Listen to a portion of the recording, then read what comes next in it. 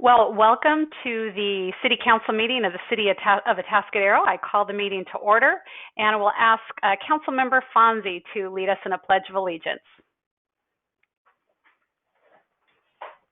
Please join me in the pledge to the flag.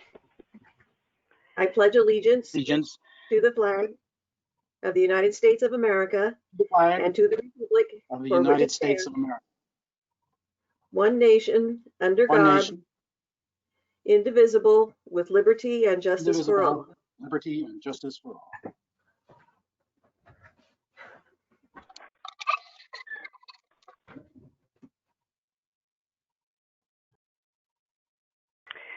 Wonderful. Roll call, please. Councilmember Fonzie? Here. Councilmember Funk? Here. Councilmember Newsom? Here. Mayor Pro Tem Barbeau? Here. Mayor Moreno? I am here. All present. Thank you. Well, if you are watching or listening this evening to the council meeting, welcome.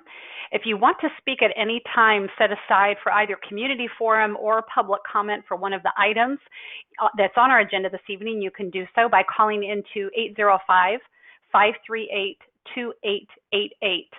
When you call, please let us know which item it is that you would like to speak on. Once again, that number to call tonight to provide any public comment is 805-538-2888. And I will ask if we have a motion to approve the agenda. So moved. I'll second. Have a motion. So I'm going to ask for verbals from my from my council members. So we've got a motion from Council Member Fonzie, and I think I'll take a second from Council Member Funk. We will waive the reading in full of all ordinances that are appearing on the agenda, and the titles of the ordinances will be read aloud by the city clerk at the first reading, after the motion, and before the council votes. Roll call, please.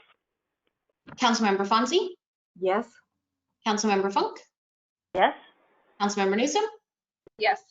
Mayor Pro Tem Barbeau? Yes. Mayor Moreno? Yes, ma'am. Motion passes. Thank you. We have no presentations this evening, so we are on to our consent calendar. The items on the consent calendar are considered to be routine and non-controversial by city staff and can generally be approved in one motion unless there's a member of the public or the council that wishes to pull an item. And so I will look to see, is there any member of the council that wishes to pull a consent item? Seeing none, I will ask Luke if we have anybody on the webinar or on the phone who wants to pull an item. There is no one. Okay. And I will ask our city clerk, is there any member of the public that wanted to pull and comment on an item from email? We did not receive any emails on consent. Thank you. May I have a motion to approve the consent calendar? I so move. A motion by Council Member Newsom, a second by Council Member Funk. Roll call, please. Councilmember Newsom? Yes. Councilmember Funk? Yes. Councilmember Fonzie? Yes. Mayor Pro Tem Barbeau? Yes. Mayor Moreno? Yes, ma'am. Motion passes. Thank you. We are on to updates from our city manager, and Ms. Rickard is here. Thank you, Mayor and council members. Can you see the PowerPoint okay? All right. Yes. I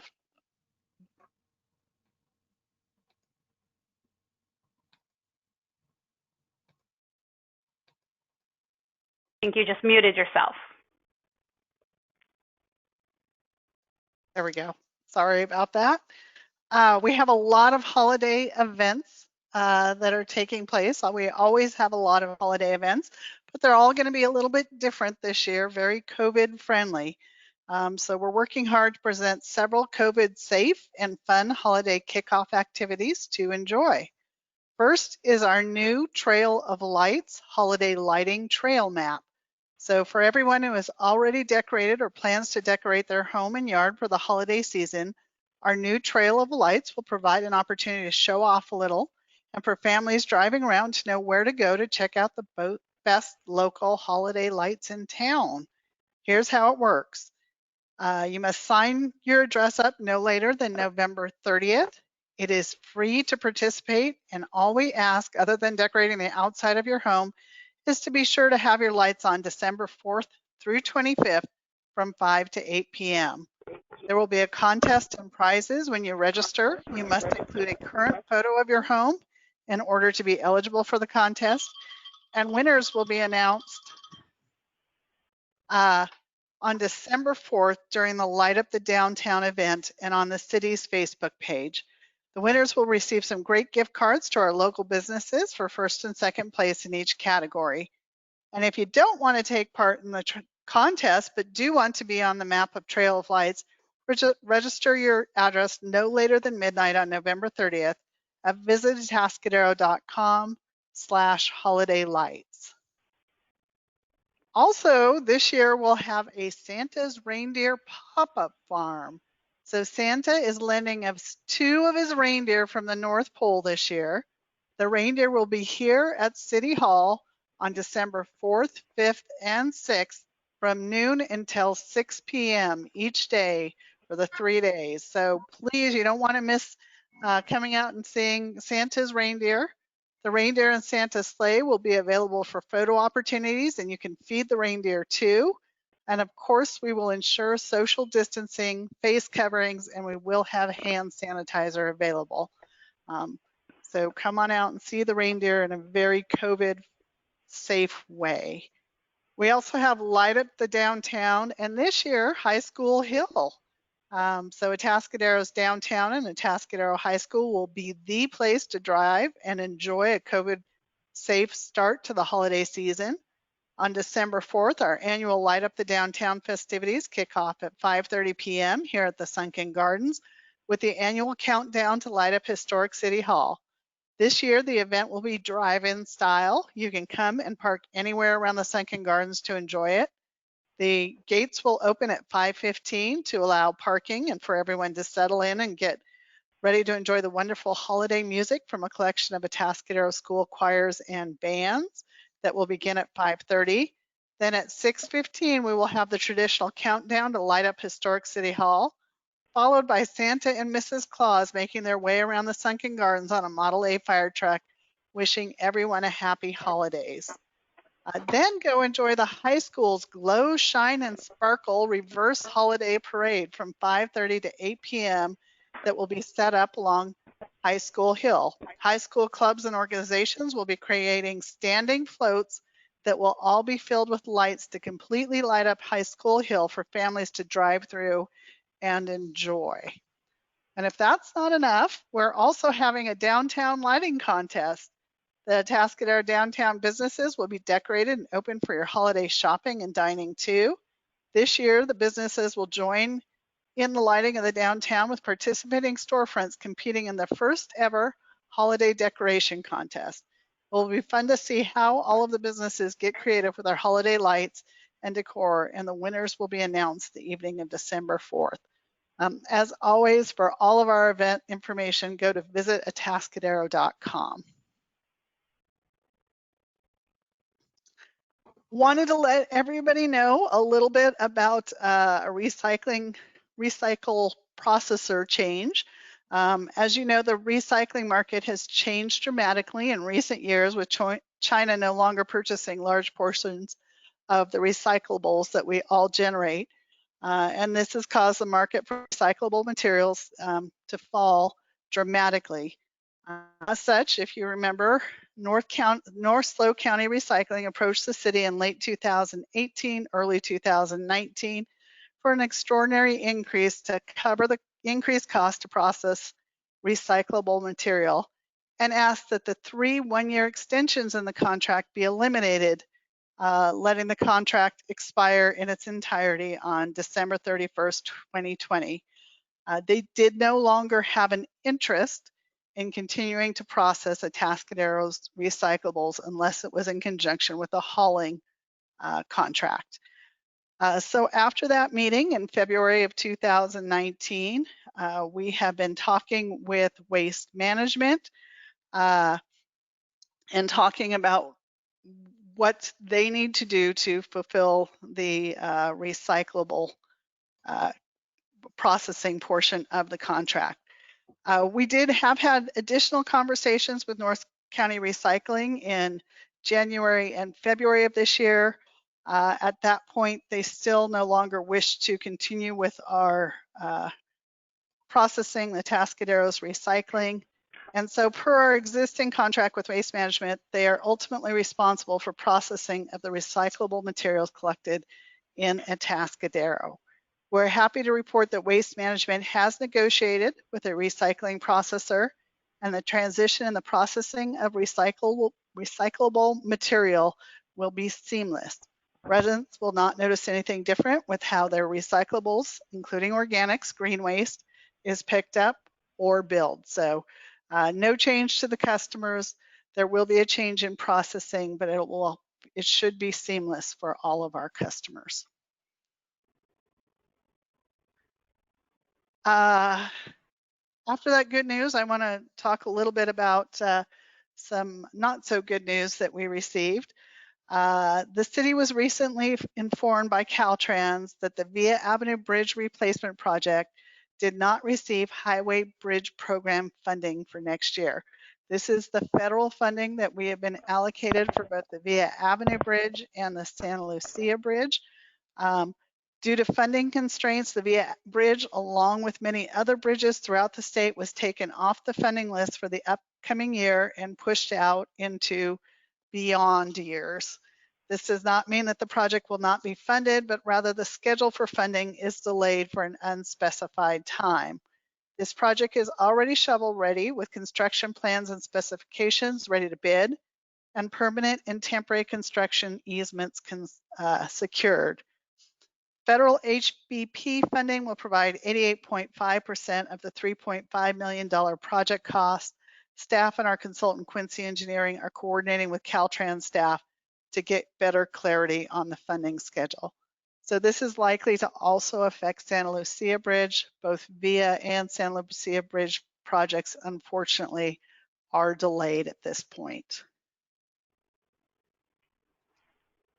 The last thing I want to talk about is the Turtle Conservancy. Most of you probably recall the large and devastating Thomas Fire in Ventura County in December of 2017 that surrounded the community of Ojai, most of which then fell under a mandatory evacuation order. Hundreds of rare and endangered tortoises and turtles had to be quickly evacuated from the Turtle Conservancy facility in Ojai, including a nearly 400-pound Galapagos turtles, which took 5 strong men to load onto a truck. An emergency caravan of trucks fully loaded with turtles and tortoises then headed north, and those hundreds of very unusual guests were made safely secure and welcome in the basement and conference rooms at City Hall. Why Atascadero City Hall? The Charles Paddock Zoo is well known in the industry as being committed to the conservation, research, and propagation of turtle and tortoise species in the hopes of saving these animals from extinction. The Turtle Conservancy Chief Operating Officer and our zoo director have had a long professional association, and then when they were confronted with the turtle evacuation emergency, the Conservancy reached out to Alan Baker for assistance. We then worked together to provide a temporary safe haven for these very endangered animals. As soon as the imminent danger of the fire near the Conservancy facility had passed, our very unusual guests were able to return home, and the city was happy to help the Turtle Conservancy when they needed us. And we're very grateful for this lovely acknowledgement from us. They did send, we're getting to that time of year when the Thomas Fire, they did send a beautiful thank you for that. They did apologize for the delay, but this is absolutely wonderful. We enjoyed having our guests and being able to help in any way we could. And so this will stay here at City Hall for everyone to enjoy. And with that, I would be happy to answer any questions you may have. Do we have any questions? Councilmember Funk. Yes, one question. With regard to the recycling, I think many of us might have noticed that the owner of the recycling business in question contributed to an organization that ran advertisements in our recent election. mentioned quite a number of folks in this body and other candidates. I wanted to clarify the timing, so that because what I heard from you is that the decisions about terminating the work with that business were made at the request of that business and substantially prior to the city clerk receiving any notification that the owner was creating an independent expenditure committee. Can you confirm that precisely? Absolutely. The owner or the recycling company decided to eliminate the extensions, and we agreed with them for business reasons in early 2019, a year and a half before any of this. We did accommodate him with his request to not extend the contract back past December 31st, 2020. So all of this was decided, approved back in 2019. Okay, thank you very much. Yes. Do we have any other questions? Mayor Pro Tem Barbeau. Yeah, and regarding the bridge funding and it being pushed off, I'm assuming that ultimately we'd receive the same money, not an inflation adjusted amount, because I mean, as this project is delayed a total of potentially 2 years, I imagine the costs to build it could go up, but I imagine the funding we'll receive will not. Can you elaborate on that equation? I would have to research that. I will tell you in the past when HBRR funds, when these programs were delayed, that they did adjust the funding to do that. It's always based on a strict percentage. I am not sure. Things change over time, so I can double check and get back to the council on that. No, I think that helped me out a lot right there to know that they will, you know, if they're paying for 100% of the bridge, they'll pay for 100% of the bridge 2 years from now, just like they'd pay for 100% of the bridge now. Yes. If paying for 50% on the other bridge, you know, they'll still do that. Okay. And Rochelle, can you confirm, I think, was it 100% they're paying on Santa Lucia and what, 88 point something on Via? I know it's 88.5 on Via. I would have to check with Nick on Santa Lucia.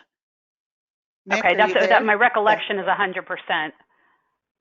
Yeah, Via Bridge is like 88.5%, 5.3 to be exact. And then Santa Lucia is the same, except toll credits pay for the local share. So there's no cost to the city. Toll credits, interesting. All right, Yep. Well, thank you. I would like to add something to the city manager's report because you're often talking about new business openings and things like that. So I do want to say Human Being had their opening this past weekend. I wasn't able to get over there, but I'm hearing fabulous things about their coffee and the people being friendly. So that's wonderful. And for the men to know that there is a men's clothing store now on Entrada.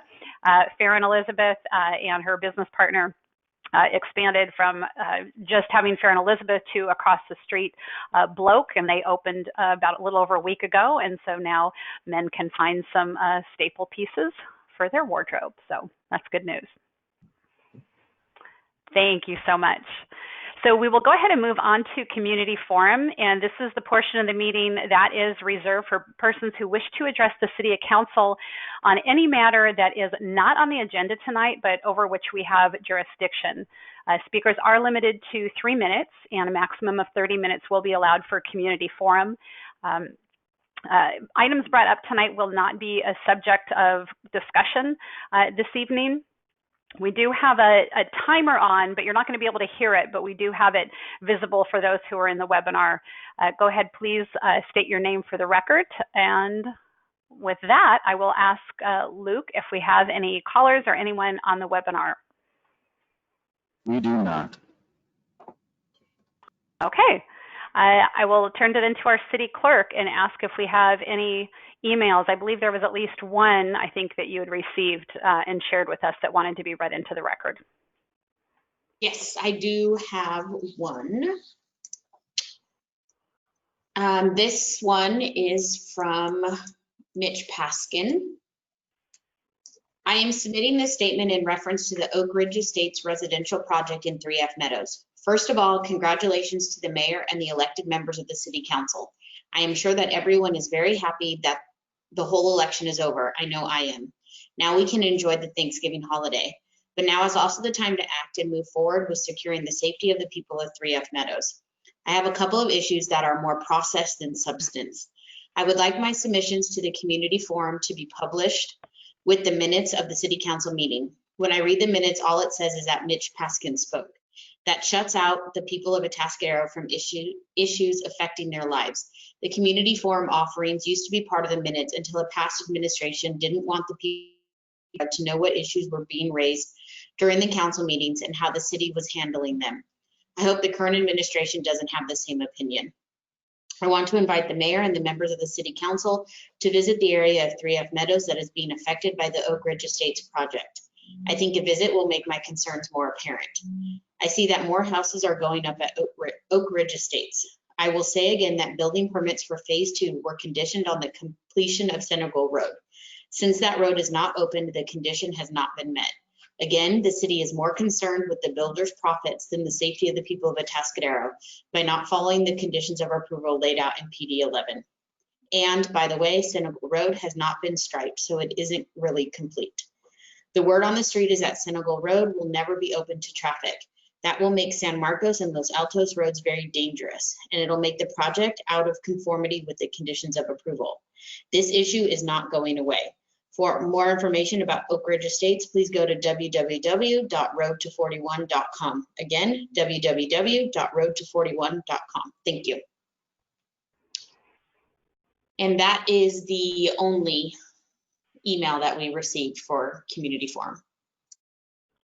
Thank you. And I will go back to Luke one more time. Did anyone raise their hand or call in? No, we have no one wishing to speak. Okay, thank you. So we will go ahead and close the community forum and bring that back to council and staff.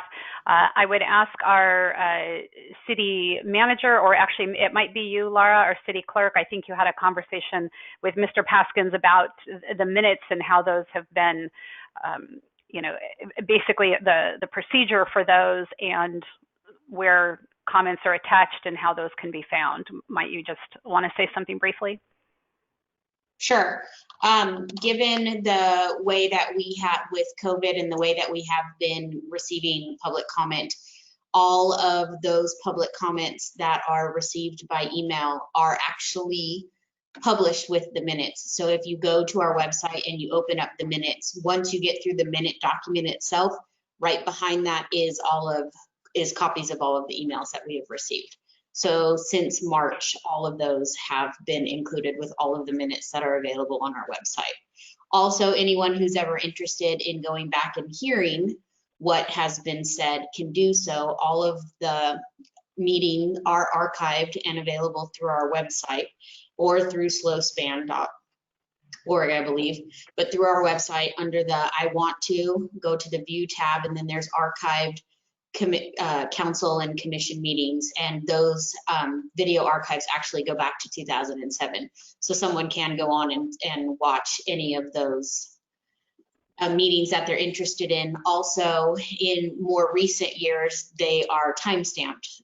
Well, they're linkable to the actual item. So if you were just looking for community forum, there's a movie reel you can click on. It'll take you right to that section so that you don't have to sit through an entire meeting, but you can go and actually listen to discussion and comments for whichever item is of interest. So all of that is available, as well as all of these comments that we've received by email. You can find those on our website as well.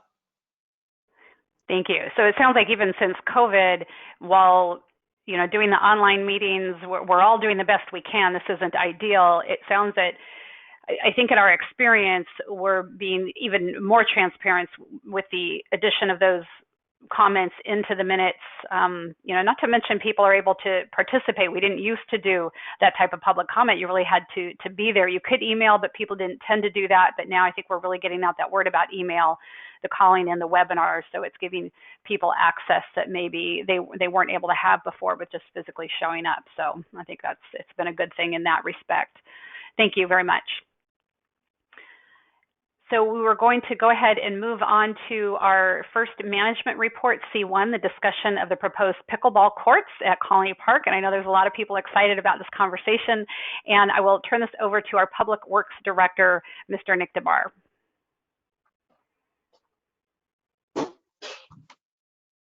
Okay, can you see the presentation? Yes. Yes. Okay.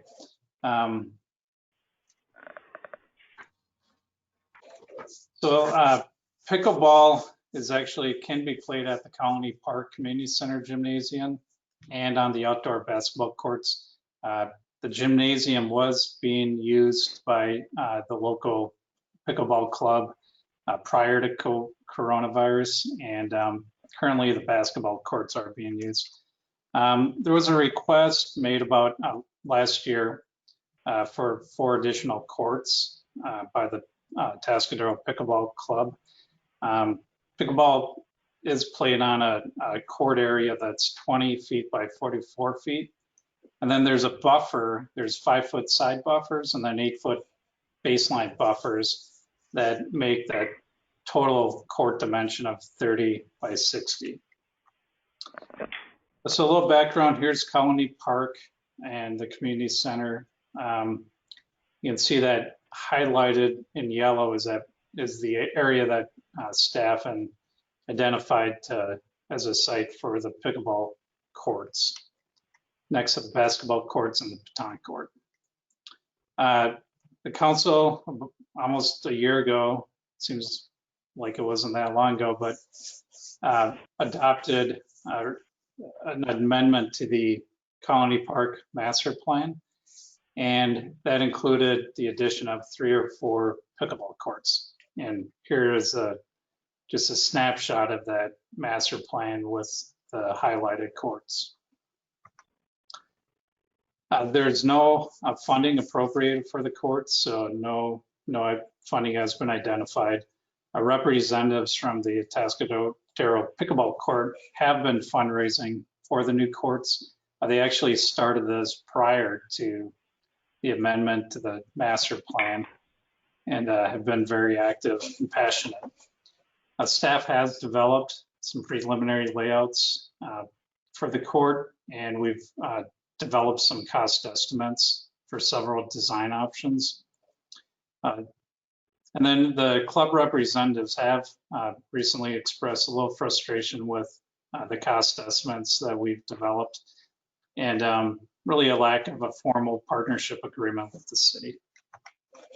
So this is kind of the site design that we've come up with. The overall, you can see this is a little different from the amendment to the master plan, which showed the courts kind of stacked on top of each other.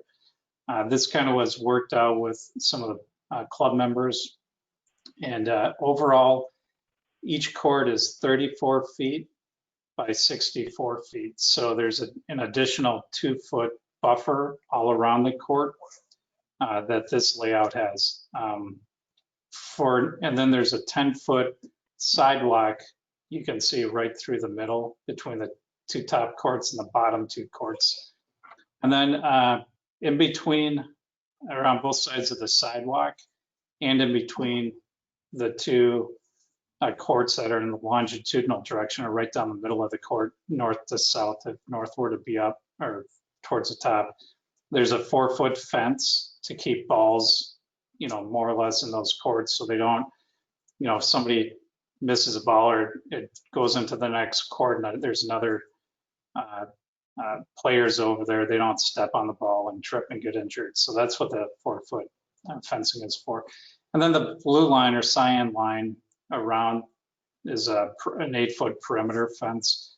None of this fencing we don't recommend having any of this fencing, the privacy slats in it, just because, you want it to be kind of more transparent and everything else. And then you can see in the middle of this court on the right side, there's a 10 by 20 seating area. So we kind of identified that area. It could be shaded. They could have a bench. They could, a couple benches for people waiting to play. And on the right side of the court is a sidewalk that would allow us to get access to that in the petanque court and other things. One of the issues and one of the things that drives some of the design options is this. So you can see on the bottom of this, or just south of the courts, there's lift station number 5. So these courts are really being built in an area right now that's being used for like material storage. There's some boulders, there's some other things back there. It's also being built right through an area that is an emergency overflow if this lift station number 5 were to fail. Lift station number 5, this is all where the original treatment plant was actually in this location. And lift station 5 takes the majority of wastewater north of town through this lift station. So if we need, right now, this emergency overflow pond that you can see right in the center is something that the wastewater department needs to get access to a few times a year. One, to knock down the weeds so we can make the fire marshal happy. And then 2, to rip the bottom of that pond in the event that we ever were to have an overflow. And I might just want to add to just let the public know, we haven't had an overflow that I know of in recent memory. So these are just all very, big precautions that we have. So currently access is through where the proposed courts would be. And that to rip that, we have a dozer, a D10 dozer that usually comes through. It's a pretty big, heavy piece of equipment with tracks. If we were to go over the courts, that could really damage the courts, and with the fencing and everything else, it's kind of a hassle. So one of the designs was based on going over the court. But we did find that we could get an alternative access to that overflow pond by the skate park. There's a drainage ditch that goes through there. We could put a culvert in, fill it, put a gate on the fence, and then we would probably need to ramp along the slope where that arrow was because it is rather steep right now versus you can see on the opposite side of that pond, you can see it's more of a ramp down into that basin. So this would need to have an earthen ramp built onto it to make that work. But we could stage it in the skate park parking lot and everything else. So this is a doable thing. So just want to make everybody aware of that. So the court design options, as I mentioned, option A that we came up with the initial cost estimate was really assuming that, utility trucks or this dozer or mowers or other things would have to go over it to access that overflow pond. With that alternative access, we feel like we could maybe get by with a 4-inch reinforced concrete slab. And a third option that the club members have really liked and have other courts have used, a lot of the professional pickleball courts and tennis courts, honestly, it's the same thing. This would be the same surfacing as a tennis court, is what's called a post-tension concrete slab. So that's a fancy word to say that, the reinforcement in there's, you can see, this isn't a great picture, but I grabbed it off the internet. But there's anchors that's on the outside of the concrete slab, and there's these, either the reinforcement or cables are greased or they're put in low conduits. But what happens is you pour the concrete around this, and then once that hardens, you actually use a jack to put those cables in tension, and then you anchor them in, and then what ends up happening is it gives it a bit of a camber, so the dead weight of the concrete, the idea is the design engineering behind it is that you have zero internal stresses because the weight of that concrete wants to pull down, and then you have tension on the bottom of the concrete and compression on the top. Well, this kind of cambers it up, and then it should lay flat. eliminating any tension, and that eliminates any cracks that may develop in the slab. So this is all about preventing cracks from occurring.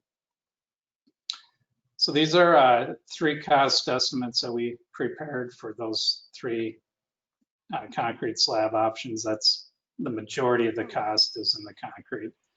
I'm not sure if I won't get into a lot of the details, but you can see here line 6 is this 4-inch concrete slab. The sidewalk would be 4 inches. Item 7 is for option A, if that court was a 6-inch. And again, this is based on that 68 feet by 138 foot court, which could be pared down a little bit if needed. But you can see that 6-inch concrete slab is $174,000. Line 8 is the 4-inch concrete slab with 4 inches. That would be $104,000. And then item 9, again, this was kind of a guess because we don't have a lot of this type of construction around here. And it would probably be somebody that would be coming from outside the area. But you can see how it's substantially more. That is about $300,000+. There is a surfacing that would go on the court, much like those tennis courts. So that's the same all around. But so you can see the total construction costs vary from $192,000 for option B to almost $400,000 for option C. But with survey and engineering, construction contingencies, and then some of that construction engineering with staking, inspection, and testing, total cost for option B $260,000. Option A, the 6-inch slab, is $350,000, and then option C would be a little more than $500,000. So again, these are estimates, and a lot can influence those things. So as I mentioned, the Pickleball Club has been fundraising for over a year plus, and they were kind enough to provide me this information prior to this meeting, and it's also in your staff report. But currently they fundraised $36,525. That's cash I have in the bank. They also have a GoFundMe account with a little over $3,000. And then Home Depot, they got a grant from them, was in the amount of $15,000, but they gave them already $3,000 in a gift card. So the total on hand to date is $42,700 roughly. They've also applied for other funding and have solicited in-kind services from local companies in town. One of the better or more lucrative ones just closed like a week and a half ago, but it was this Justin Vineyards Community Grant was applied for $50,000. The remainder of that $15,000 Home Depot grant is also listed $12,000. And they also applied or will apply for an Adidas Corporation grant. And they didn't provide a specified amount on that one. And then some of the in-kind services they have talked to is North Coast Engineering. They've offered to do grading and drainage plans, the site civil plans for the project. That's, I threw a number out of that, 10,000. It could be a little less, but that's probably in the high end. And then Midcoast Geotechnical, who's a local firm here in town, has offered to do the soils and concrete testing for $2,500. And then just a little clarification in the staff report, I indicated that there's a pledge by Central Coast Fencing, but it's actually a reduced, they've offered to provide a reduced cost of setting poles and at $20 to $25 a lineal foot. This is just a little history of these private public partnerships that the city has participated in the past for park projects. Joy Playground was the last one we we participated in. You can see that that was about an even split between what the city participated in and the Parents for Joy participated in. Three Bridges Trail, the preserve, that open space, the city was about 1/4 and the Alps folks were about 3/4 of that. They were very, again, if anybody hasn't been out there, go out there. It's a great hiking trail. The zoo, the Red Panda exhibit, that was about an even split. And then these other projects, the Lake Well project, the lake aeration, bocce ball, petanque courts, horseshoe pits, the skate park installation project, and then the outdoor facility have all been actually funded by the private partners that we've had. And then other ones that haven't had, most recently, the plaza, that last meeting was just approved. The city is picking up that with Parkland impact fees. I might add, these are Parkland impact fees that we are talking about for city contributions. A Centennial Plaza was actually not Parkland impact fees, but actually bond proceeds from the 2010 bond. And that was identified when the bond was passed, that if you had excess funds, we had to identify what those funds would be spent on. And one of those things was a plaza. Stadium Park, the easement, the city bought that. And then Paloma Park purchase as well. So about the Parkland facilities fees, these are collected from new development to help build new or expand existing park facilities. So you can buy parkland, you can, build a playground, you can build a softball field, soccer fields, any of those things, as long as they're on the master plan. The history on that, it's pretty wide ranging what the city generates each year in that. Roughly from $68,000 to a little over $600,000 have been collected annually, but overall it averages about $150,000 per year.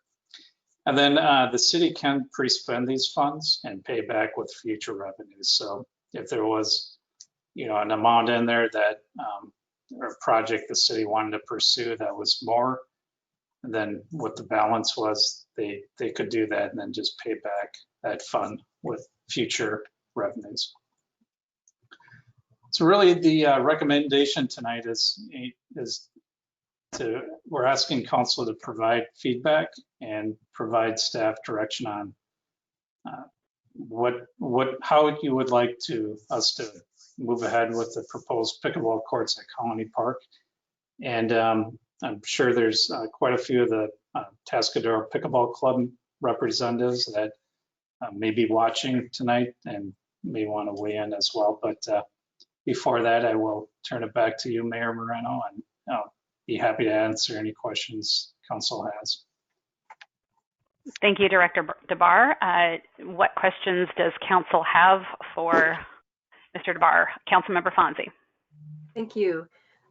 Nick, you said that there was quite a discrepancy between what the pickleball club thought the courts would cost and what the cost is that you've estimated. Could you give us a reason why there's such a discrepancy?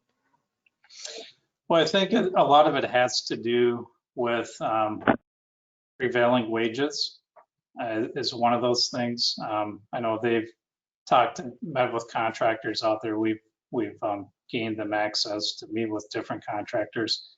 And I think with the city, any city funding or participation, we would have to pay prevailing wages. I think construction costs have also escalated, as we saw in the Plaza project last meeting. And it's just contractors are busy right now too. So there's been an escalation of a lot of these costs, and but principally just because the prevailing wage factor. Okay. And could you explain if one option is better than another in terms of competition?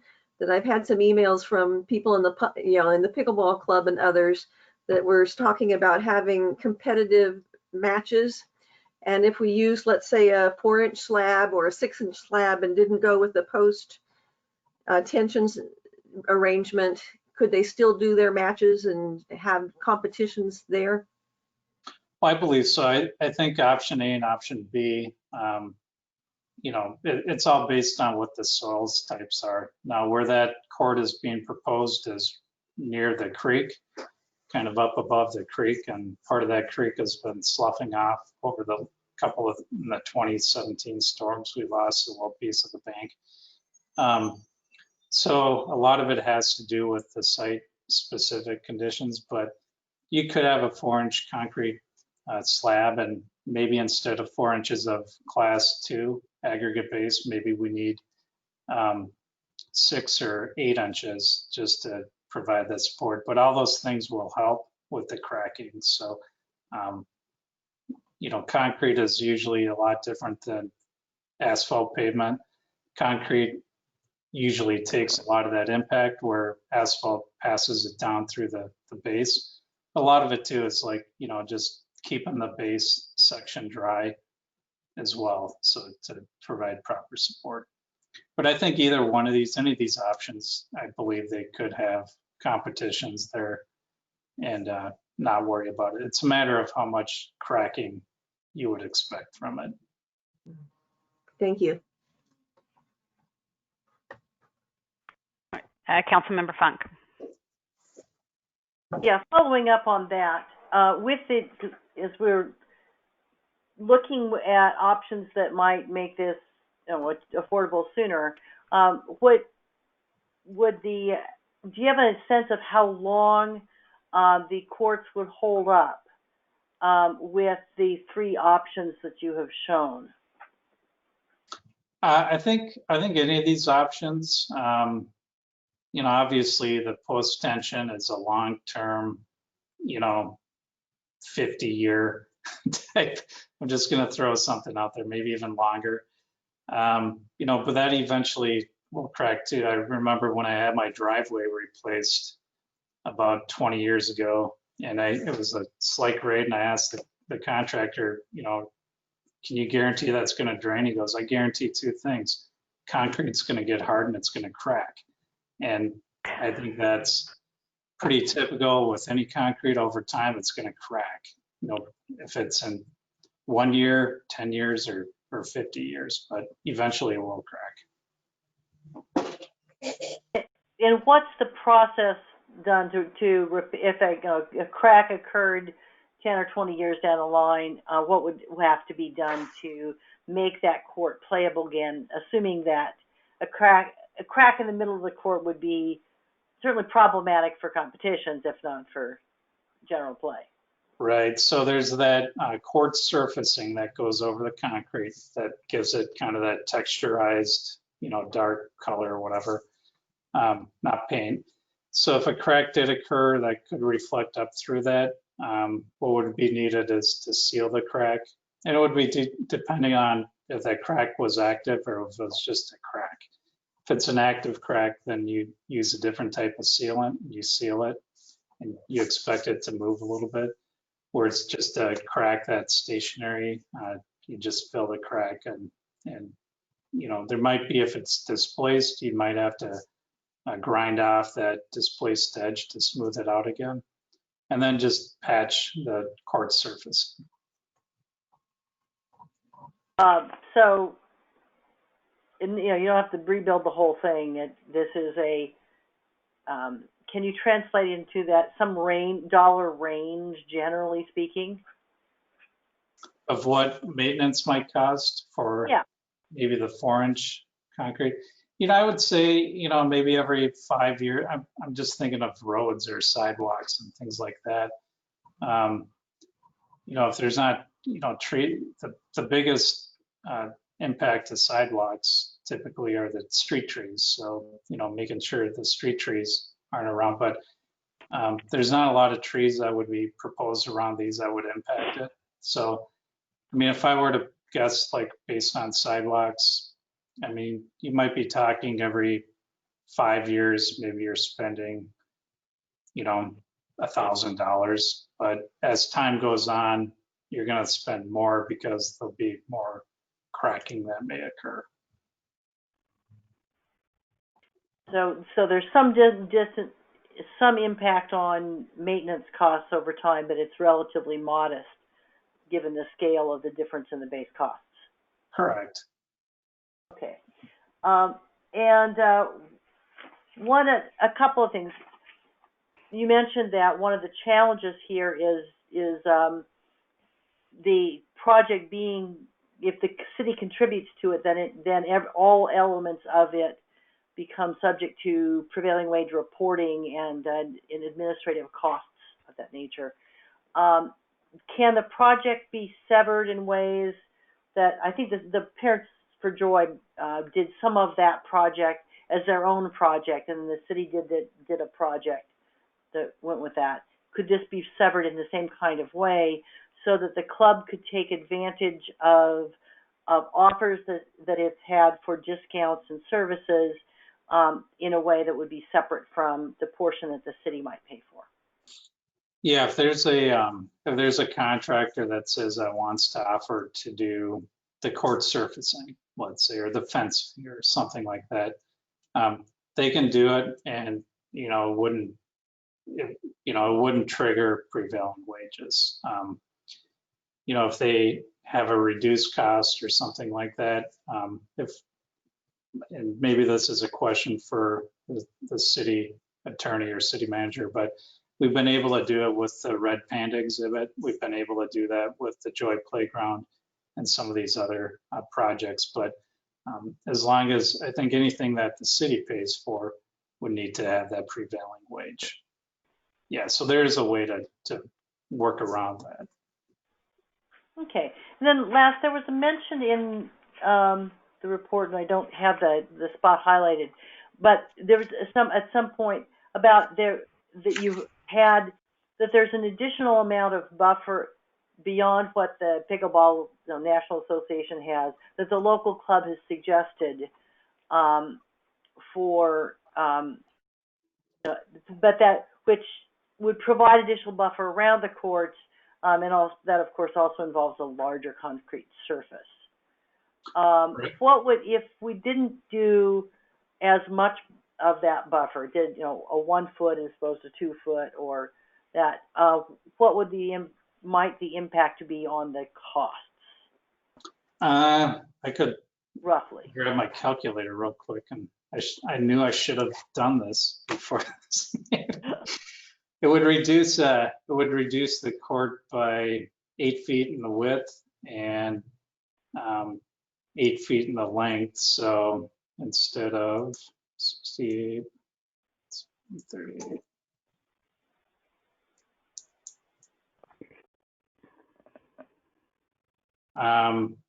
That'd be about 1,500, almost 1,600 square feet smaller than it is. So I guess if we come down here, and if you're looking at, say, let's just say line 7, the 6-inch concrete. So if you add 8,700.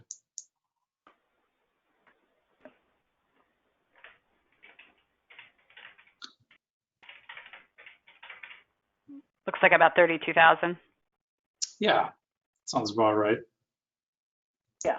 Okay. Probably it might be like 15%, less for that item, 15 to 20% less. Okay. So there's some options that could be done that might make the project a little less expensive and be able to move forward a little faster. Yes. Okay.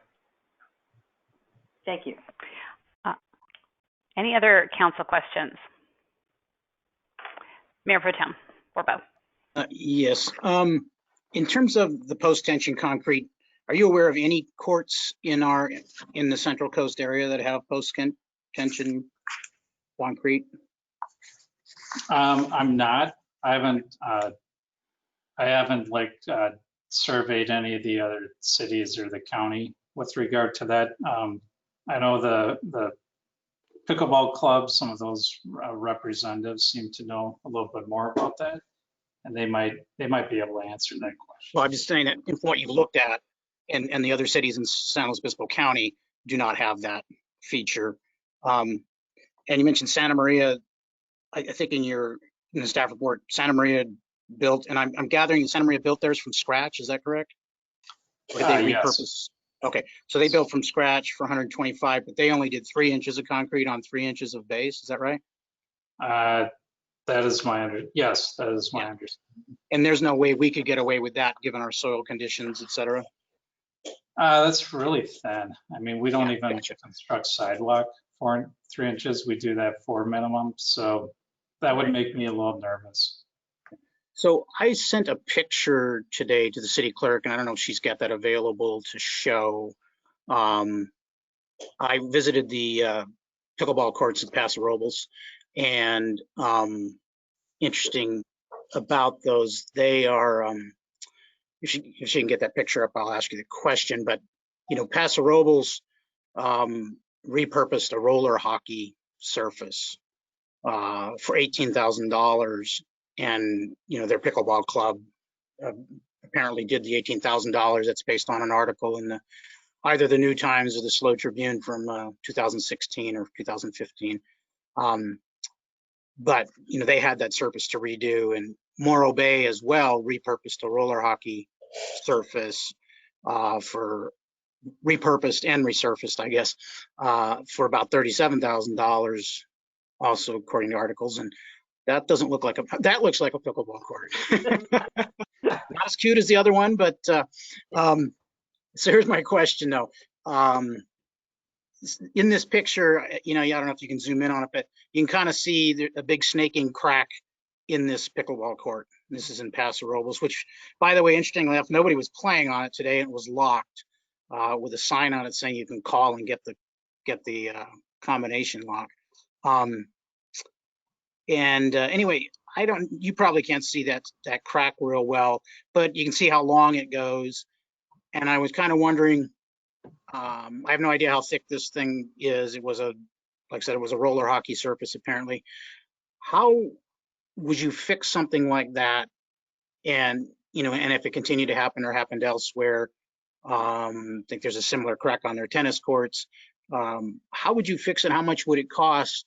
And is that the kind of thing that would be more likely to happen with a 4-inch thickness than a 6-inch thickness? Yeah, so do you know if that was a concrete slab underneath the surfacing or? Yes. Yeah, like I said, it was a roller hockey thing. It was a concrete slab. Okay. Is the way they described it. And then they just kind of, surfaced it with this tennis court, pickleball court type of stuff. Right.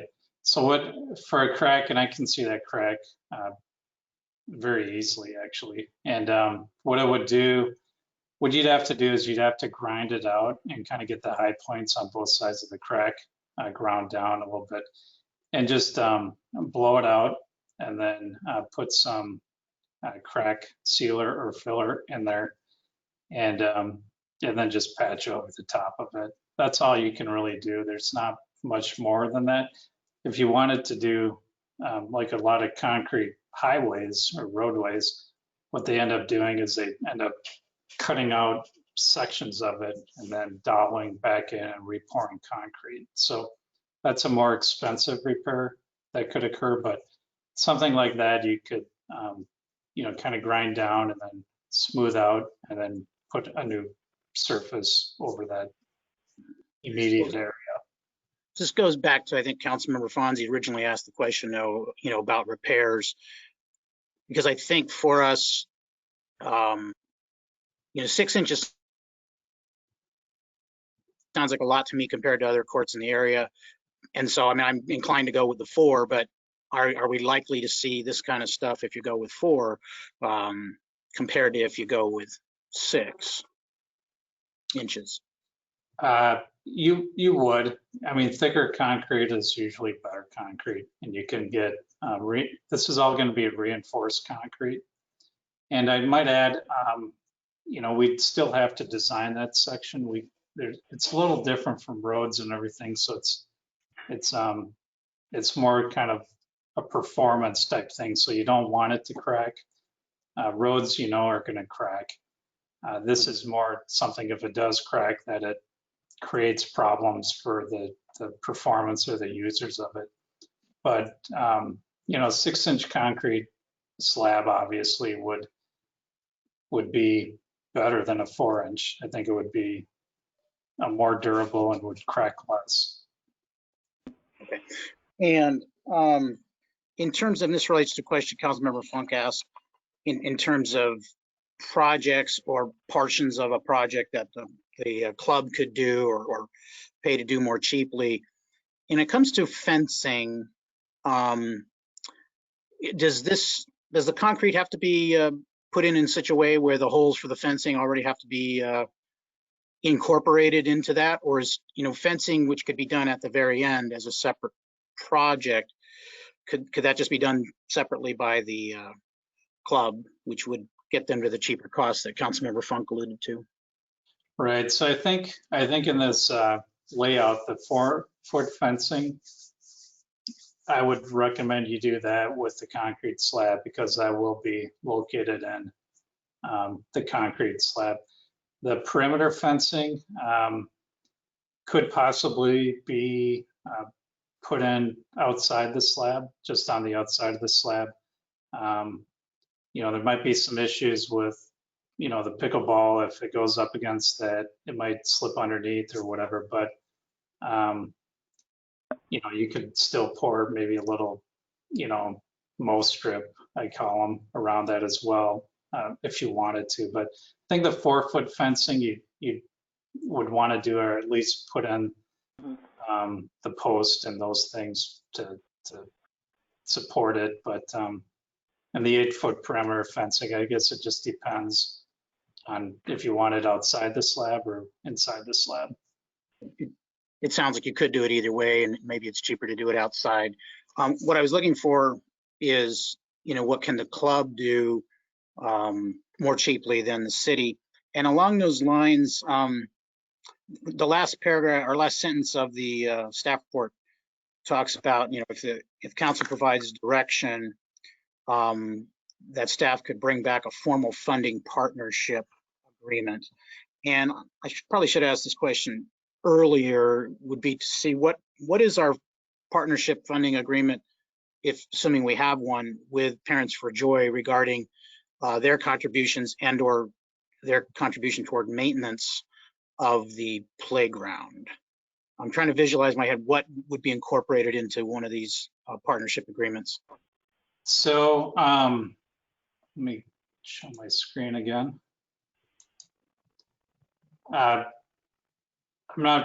think the Parents for Joy one, and maybe the city manager can help me out here, but I think that was mostly just for the construction, not so much the ongoing maintenance. That might have maybe just been more verbal. They've been a great partner, obviously, and they take care of that playground over there.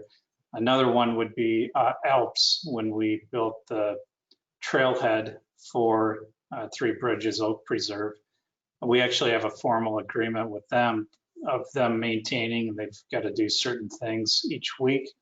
They got to monitor the creek level, and they're responsible to close the trailhead when the creek gets to a certain depth and becomes unsafe. So, and pack out garbage and all those things, similar to Stadium Park. But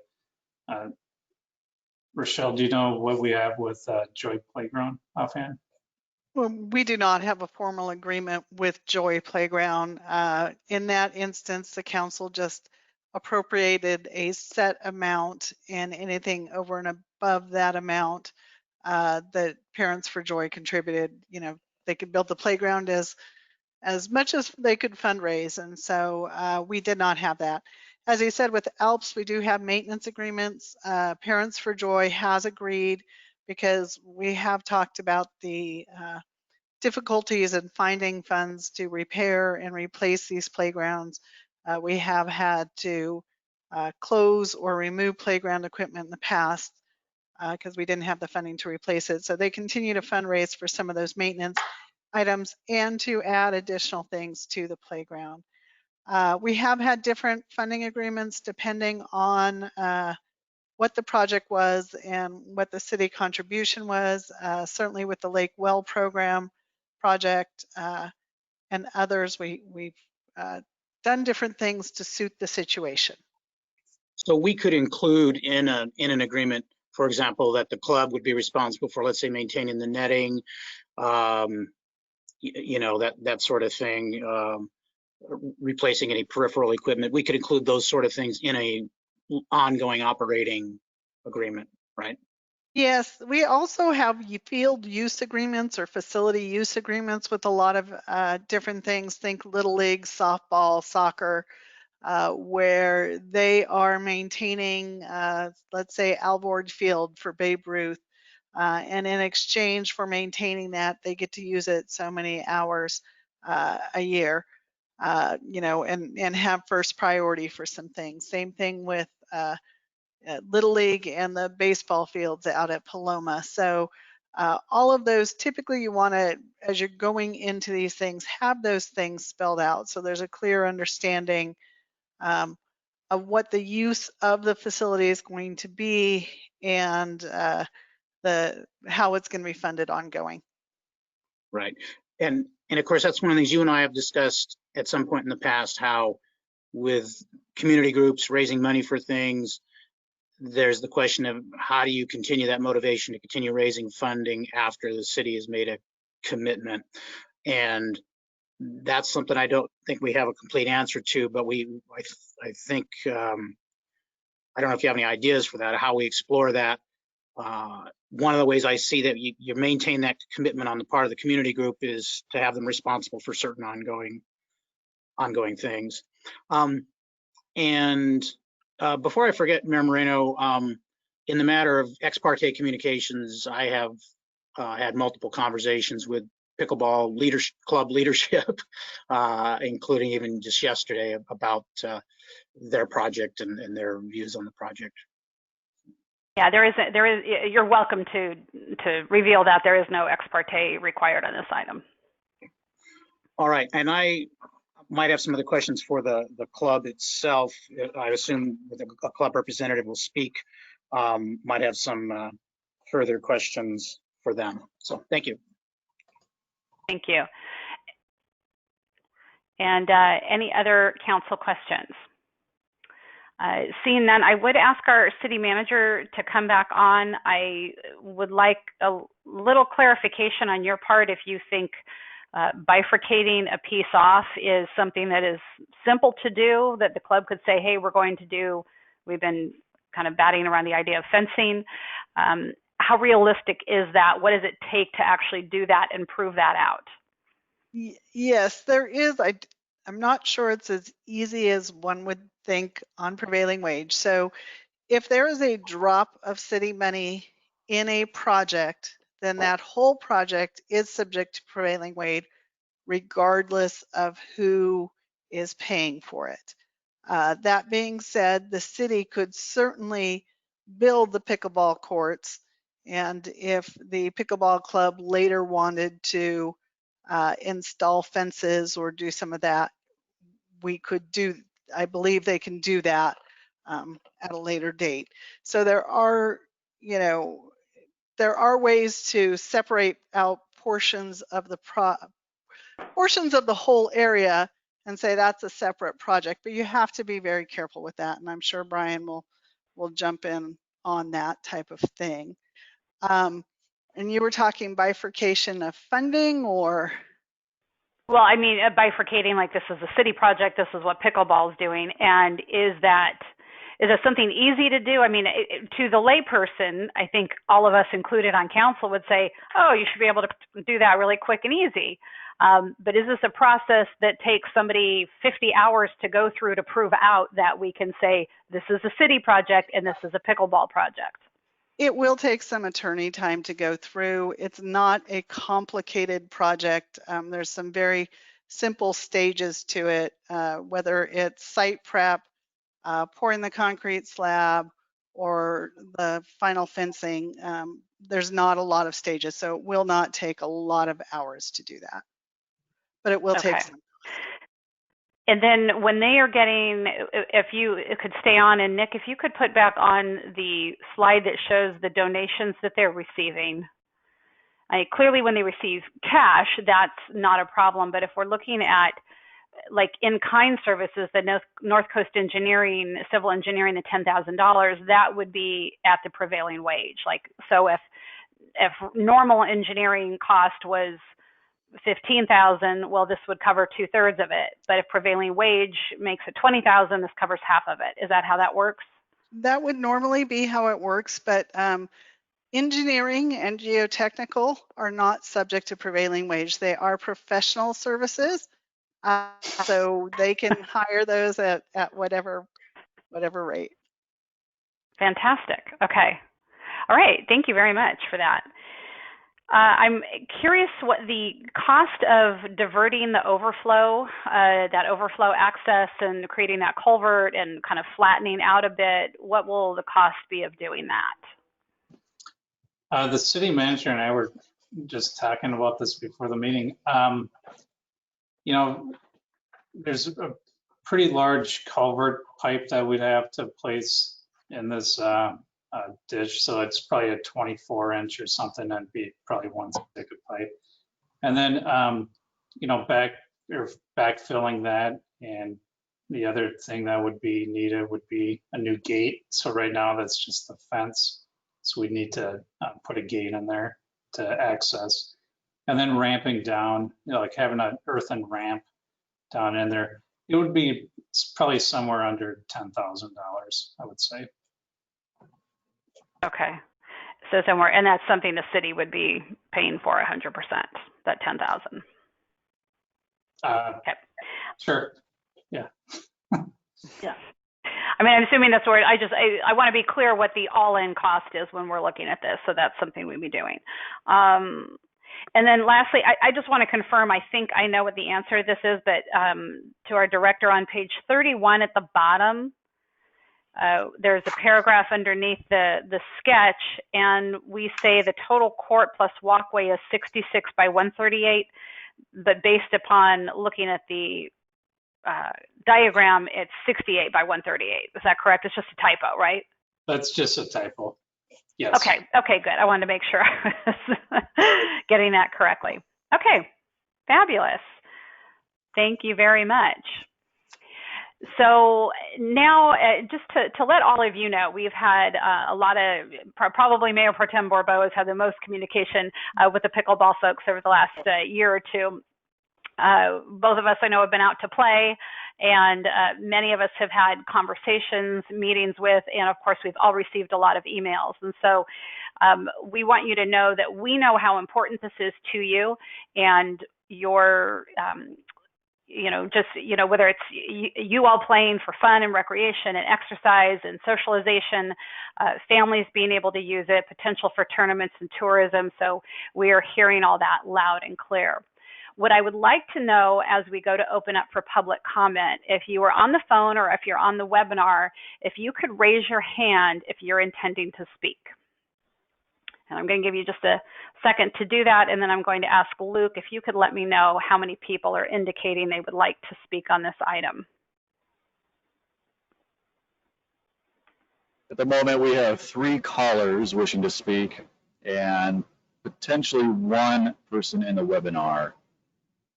They raised their hand and put it back down, so 4 at the moment. So possibly 4, fantastic. And then, thank you, Luke. Laura, I think we have, how many, could you tell me how many comments to be read into the record? Is it, I think just 1 I saw, but there could be more that I didn't catch. No, we just have the 1. Okay, fabulous.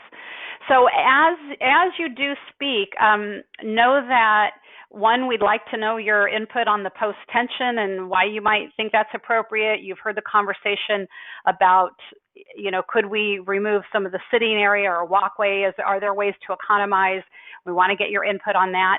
And if somebody before you has said the exact same thing you're going to say, we'd love new information. So it doesn't help us to hear, you know, 2, 3, 4 times the thing. So give us new information. That would be much appreciated. So with that, I will go ahead and Luke, go ahead and bring on our first caller. All right, we'll go with the callers first, and just a reminder for those in the webinar, there is an option to raise your hand. If you're wishing to speak on this item, click the raise your hand button and we'll let you speak in a moment. Our first caller is Colleen Avery. Good evening, Mayor Moreno and council members. Yes, my name is Colleen Avery, and I have lived in this town for 27 years. Thank you very much for continuing to move forward on the construction of 4 permanent pickleball courts. 11 months ago, the council unanimously agreed to change the master plan of Colony Park to allow the construction of these courts. Pickleball brings people from all walks of life together for fun, exercise, and healthy competition. Laughter is continually emanated from our temporary courts. Laughter decreases stress hormones and increases immune cells and infection-fighting antibodies, thus improving resistance to disease. At this particular moment in time, a healthy immune system is of the utmost importance. This sport is played by people of all ages. The Atascadero Pickleball Club has players from 6 to 89. Our 89-year-old player has told us that this sport is his socialization, exercise, and laughing therapy. The club is prepared to maintain the courts with daily removal of debris as necessary. We will have leaf blowers and brooms to keep the courts clean and tidy. I would let you know, too, that Cambria built 6 post-tension courts about 18 months ago.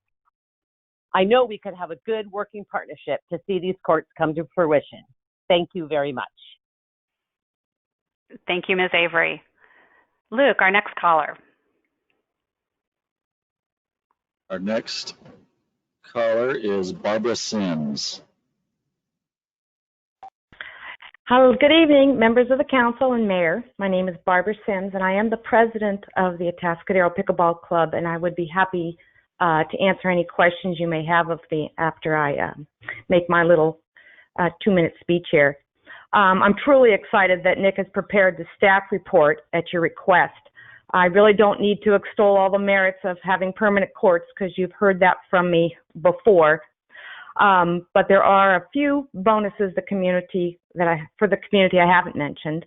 The youth would have a safe, social distance, fun sport to participate in any time of the day.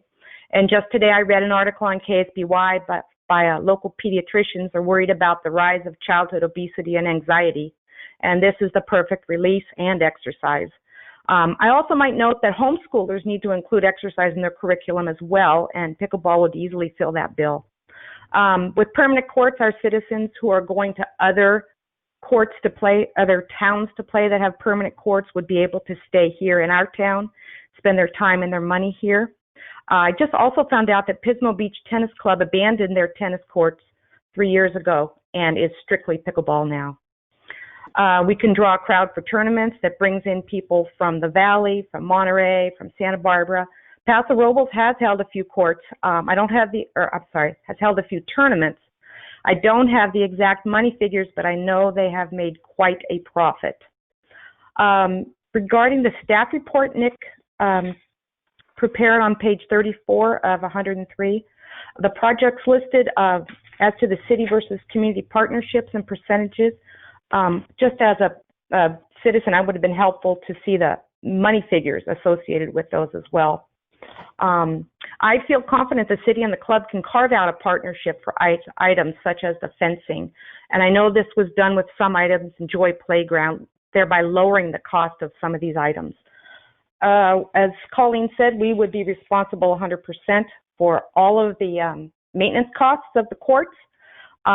We could lower the cost by adding a walkway later, but there are certain out-of-bounds areas for the court that must be maintained. But things like the walkways, we would be happy to pay for at a later date.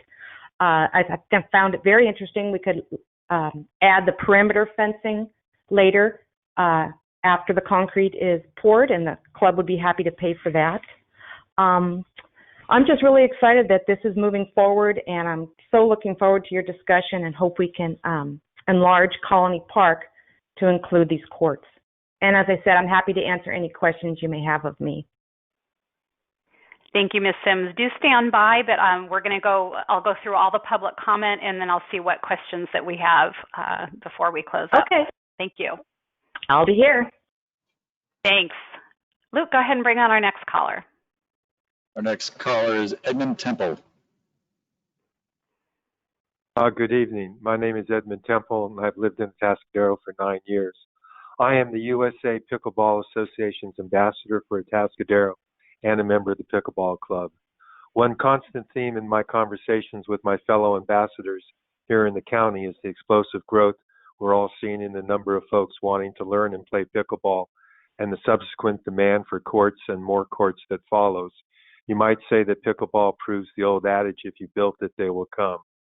One important benefit of permanent pickleball courts is the economic benefit to the host city. A typical pickleball tournament can easily draw 200 to 400 players, many who travel significant distances to play for 2 to 3 days. We have local folk here in the county who regularly travel to Southern California to play in tournaments, and some have gone as far as St. George, Utah to play. The Santa Maria ambassador shared with me that one of the main reasons Santa Maria is in the process of expanding from 8 to 16 permanent courts is to have the ability to host pickleball tournaments with the subsequent economic benefits to their local hospitality industry. Another sign of pickleball's popularity and economic benefits is that there are travel companies selling pickleball vacation packages to venues around the world. I've played many pickleball games in Morro Bay with snowbirds from Oregon, Washington, and Canada who tell me that they chose Morro Bay for the pickleball as well as the beauty of the Central Coast. There is a Where to Play Pickleball page on the USA Pickleball Association's website. When I'm able to post that there are 4 permanent courts in Atascadero, I can guarantee you that people will come. In closing, permanent pickleball courts in Atascadero will have over time a positive and measurable economic impact on the city, local restaurants, hotels, and businesses. Thank you. Thank you, Mr. Temple. Luke, do we have another caller or webinar participant? Those are all of our callers at the moment, and at the moment we do not have anyone in the webinar raising their hand. Okay, so stand by on that, and then Laura, our city clerk, I will ask you to read into the record the comment received via email. Sure thing. Atascadero City Council members, I hope all of you will vote to fund the proposed permanent outside pickleball courts at Colony Park. The city needs increased recreational opportunities for both current and prospective citizens of our town. Pickleball is one of the fastest growing sports for all age groups and is especially accessible to the older, rapidly growing portion of the city's population. As the population continues to grow, these courts will be sorely needed to address people's desire for healthy outdoor sports. Sincerely, John Goers, a Atascadero citizen for 40 years. Thank you. And I think you said that was it. So we'll go ahead and keep public comment open so we might be able to ask some questions and maybe bring Ms. Sims back on. I think what I heard you say is that paying for the fencing later is a separate project, the perimeter fencing, that was amenable to you, correct?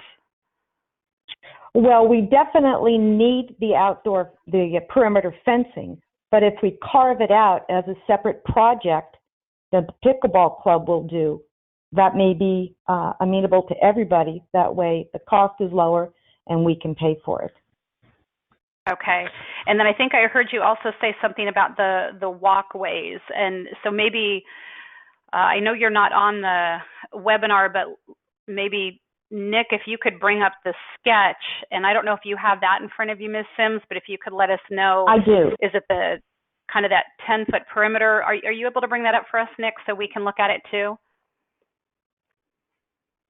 Give us a moment, Ms. Sims. We're getting that up. Okay, sure. We've got the diagram in front of us. Can you let us know what you were, the piece of it that you were saying that could potentially either be taken off or done later?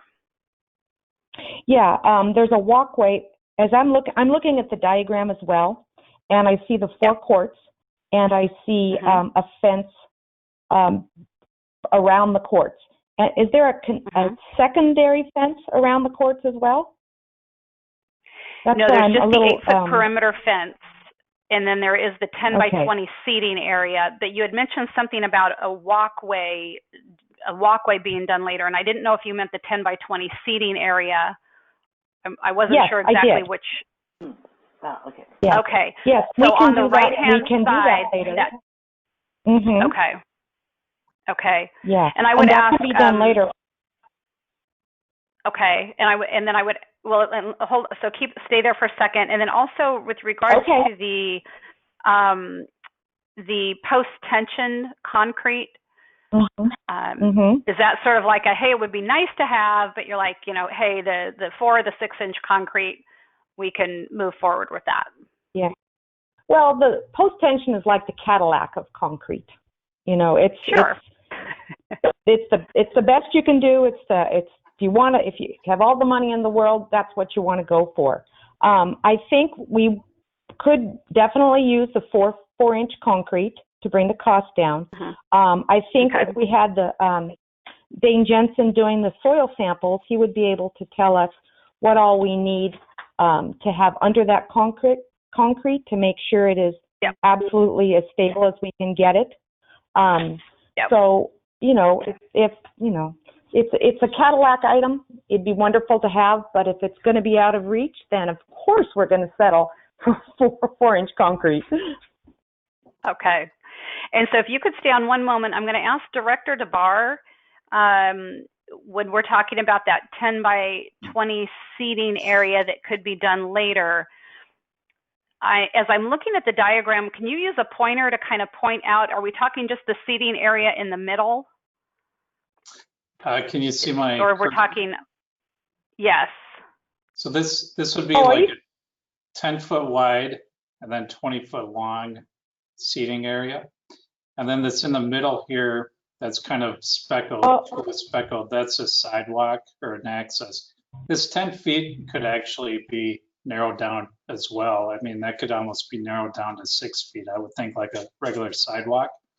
This area here was just an area that they could have players stage and wait for games or after they're done.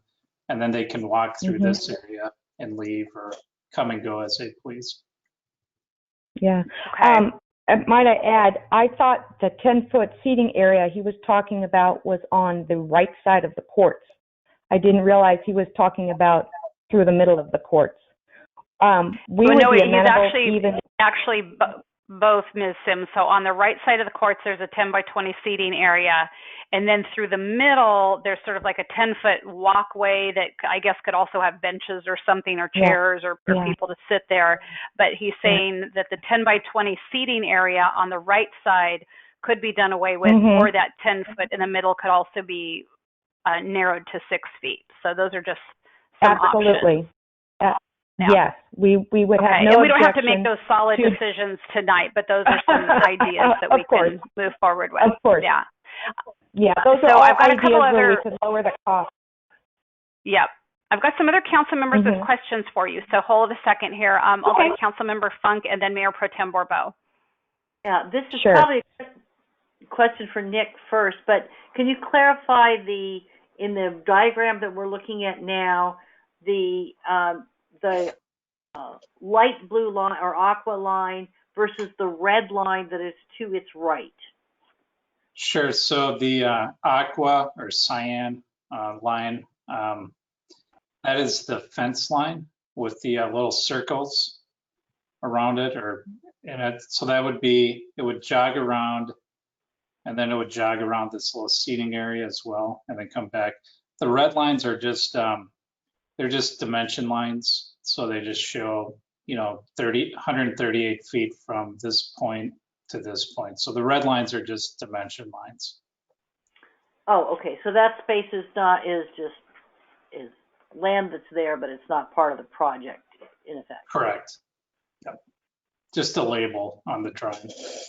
Okay. And could the seating area and the walkway areas between the courts be done with something like decomposed granite or something else that might not be as costly? If we're not worrying about this. It could, but you introduce too many different surface materials in there, and then it becomes not very cost effective.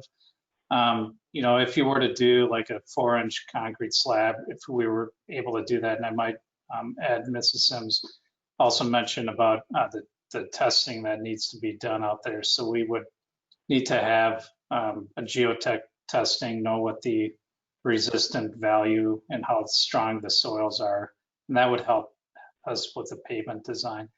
But I would say if you had that DG, you'd also have the problem of maintenance and then also maybe that DG kicking on the courts. So it'd probably be better to have a hard surface around this. Okay. And then Mayor Pro Tem Borbo, did you have a question for Ms. Sims? Well, she kind of answered one of them. I just wanted to get her kind of on the record on their intention to continue to fundraise. After the city commits to making a substantial contribution. Absolutely. I'm glad you brought that up because I did make that in my notes, my side notes here, and I did mean to mention that the club will continue to fundraise from here on out because there's always going to be things we want to improve upon. We want to make paddle holders. We're going to get a storage box. We're going to get blowers. We're going to get brooms. There'll be maintenance that we will take care of ourselves and fundraise and continue to fundraise. Absolutely. I'm dedicated to that. Yes. All right. Thank you. And then Nick, while we were on diagram questions, I'm puzzled as to what the shaded blue area on the left that runs the length of the court is, what that represents. This area here?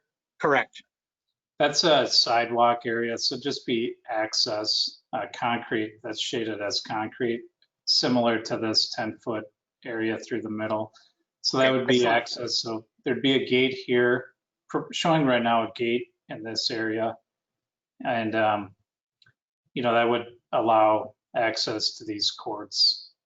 Or over here, you could access these courts through the end caps here as well. Okay, because I thought that was the sidewalk to which Ms. Sims was referring to in terms of something they'd be willing to pay for, kind of at the end, if you will. And I'm, certainly not an expert on California prevailing wage law, but I know in the federal government, when it came to contracting, you had the concept of a complete and severable project, meaning that if you have a playable pickleball court and later, you add a fence, that's an improvement, an enhancement. It's not an inherent part of the original project, if you will. And that's why I was kind of focused on things like that fence, sidewalk, that you could be out there playing pickleball and then, 6 months later, a year later, add those additional features as a separate and distinct thing, using funding from the club and using their separate contracting. So would be the thought anyway. So, all right. Thank you. Okay. I do want to finish out public comments. Are there any other questions for Ms. Sims? Okay. I have one final question. Oh, yes, you can. I do have one final question. I just want, and this is just really more for the public's information. I want to make sure that we let the public know that these will be public courts. And while we so appreciate the Pickleball Association and the club coming together and bringing this to us and fundraising and being a part of this, but we do want to know that these are public courts controlled by the city and they are open to the general public. Absolutely. They are owned by the city and open to the public. And then I had one final question. Sure. Okay. And maybe it's for Nick, and maybe it can be addressed later. But there does need to be an 8-foot fence all the way around all 4 courts. Is that, Nick, is that your understanding as well? Yes, it is. I think you'd want that anyways to maintain balls. Oh, absolutely. It would have to be for the security of the courts. I mean, you don't want animals on there. You don't want, all kinds of little goodies. You want an 8-foot fence all the way around all 4 courts. Okay, that's all I have, and I certainly appreciate, like I said, I can't appreciate more how much you've brought this forward for us and are discussing it to possibly make it a reality. You're very welcome. Thank you. And Luke, I will ask, since we've had a little bit more discussion, I just want to make sure, are there any other callers or anyone on the webinar who's raised their hand that wants to make a comment? There is not. All right, so we'll go ahead and close public comment and bring it back to council. and see what sort of ideas we might have for funding. And there's several ways to look at it. I think what we can all say is we want to go with the lowest cost, but that will do the job that needs to be done. And so that might depend on soils testing. So I don't know that tonight we say 4-inch versus 6-inch, but if 4-inch can be completed based upon the soils testing, we would likely be going with that 4-inch. If it needs to be the 6-inch, then 6-inch. I think the post-tension is certainly, as Ms. Sims said, Cadillac and out of the reach of what we'd want to do. If the pickleball club came into a lot of money and they said, hey, we want to add and make it post-tension, they would be free to do that. But I'm pretty sure that we would say, let's hold off on that. So, you know, from a funding perspective, there are different ways that we can look at this, but I would be open to anyone throwing out an idea or two for us to look at, Mayor Pro Tem. And as we do that, Nick, could you bring back the cost estimate slide so we can visualize some of this as we talk about it? Yeah, there we go. Because I'm looking at, you know, option B, and I think as the mayor alluded to, we, at least for myself, would say we go 4-inch unless the soils testing says, no, you really got to have 6 because of the soil conditions here. But that, you know, would bring it down. And I, for one, you know, I'd rather, you know, not shave off a few feet here and there to say, I'd rather have them have room for this to work out well, rather than shave it all too tight, if you will. But what I'm struck about when it comes to funding, Mayor, is that, you know, we talked about this last week when we decided on funding and what modifications we could do cost-wise to the plaza feature, which, you know, we hope will be extensively used by all members of the public and will help in revitalizing downtown. But we spoke at that time about, you know, how much we typically get in park funding, that sort of thing. And I brought up some of the other cities because, you know, this is a significant ask. Other cities benefited from having pre-existing concrete slabs they could repurpose at relatively low cost. And so, you know, we would be making more of an investment than in other cities in the county have. But I'm comfortable with the fact that we typically generate $150,000 in a typical year in park funds. And as I understand it from the city manager, she can answer this part as a question, that we don't have any you know, major park acquisitions on the radar for use of our parkland improvement fees, right? I mean, you know, we're not trying to save up $3 million to buy a plot of land and turn it into a new park or anything like that, right? There is nothing in the immediate planning horizon, certainly nothing in the 5-year capital improvement program. I think probably we certainly hope if the state ever gives up any of the state hospital land that we could expand Paloma, but I don't see that happening anytime soon. So, yes. So, I mean, for me, I see this as, pun intended, you know, a concrete thing we can do to, you know, move forward something that I think has the potential to benefit a whole bunch of people. And we certainly hope that it could also, you know, bring some people to the city for tournaments, that sort of thing, by having a pretty top-notch, you know, set of courts. And, you know, we don't know for certain, but I do think that having these courts available as opposed to limited use on the existing basketball courts, we would see a lot more usage in a lot more variety of ages, et cetera. And with that, I'm getting to the point where, I mean, I feel comfortable with contributing at least $150,000 to this thing, and potentially more if the soils testing required it. I would be potentially contribute more as well if others are as well. Well, I'm thinking even if we were to say something along the lines of like 150 is out of the 260 estimate is a little, just under 58%, like let's call it 60%. And so if it ended up being more because of soils testing, we could say, 150 or 60%, whichever is greater, something like that would be an option. Or we would cover the increase in the concrete cost or something. Always makes our estimates look right. One of the things that always makes our estimates look big is the contingency that we include, and you see here that's 20%, pretty substantial amount. And of course, depending on the project, we can end up using zero of that contingency or all and then some. I'm kind of pretty optimistic on this sort of thing, other than the potential in soils testing. We're not building a building here or anything like that, and so I would be hopeful that the 150 would be considerably more than 60% actually. Any other proposals, or could we say that that's a pretty good one to go with? Councilmember Funk. Yeah, I'd like to see this move forward, on the sooner rather than later plan, because and I think that might mean that portions of what the club might contribute. I don't want us to see us hold the project and wait for the club to be able to generate, a little extra, of the funding because doing this during the pandemic has just obliterated all kinds of useful fundraising events.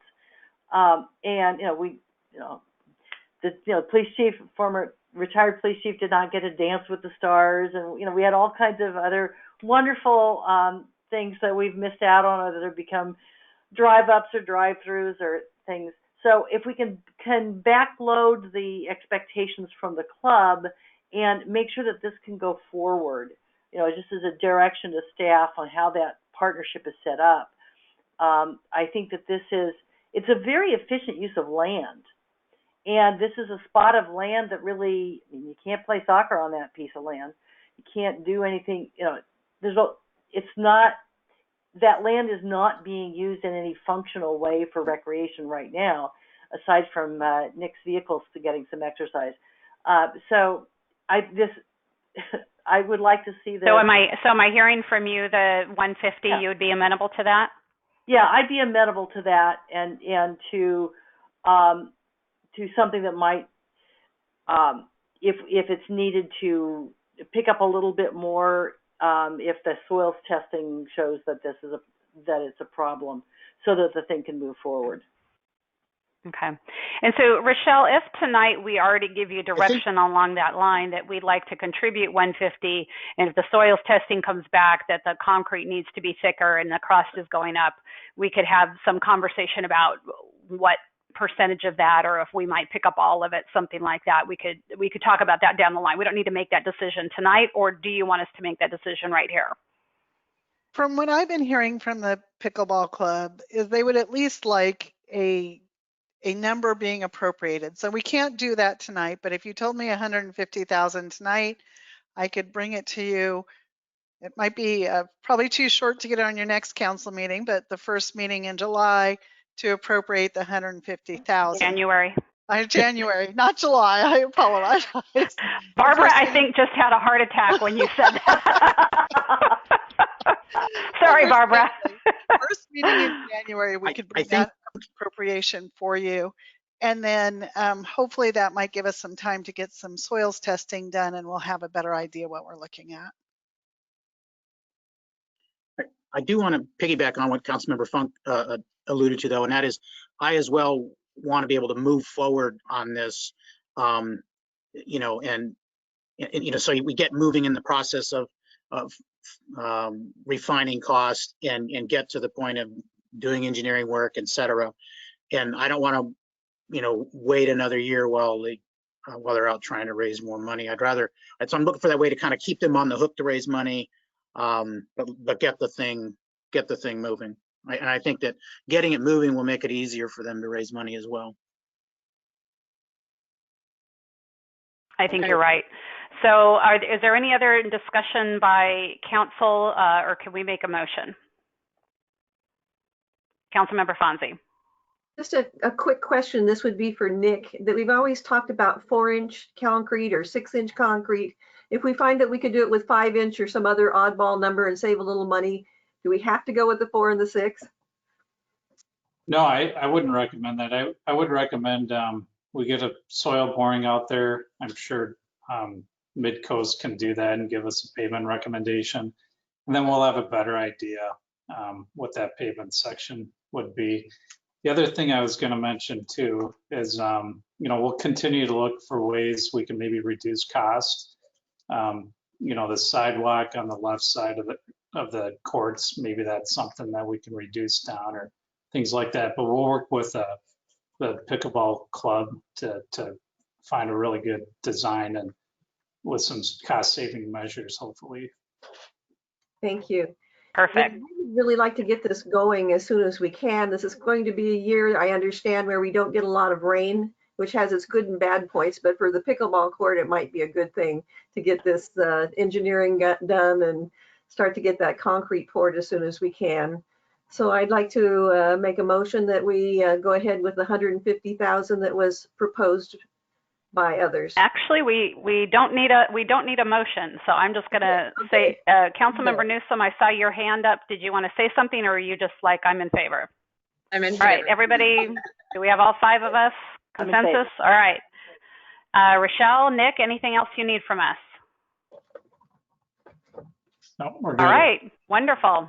Well, we're excited to be moving forward, and thank you to Ms. Sims and your entire group. I know you've been doing a lot of work during this fundraising. It hasn't been easy, particularly during COVID, and for you to be at 40 some odd thousand and climbing is great. So thank you for the effort that you're putting in, and we look forward to this partnership together. And with that, as we move on to item number 2, why don't we take about a 10-minute break. We'll come back at 7:57.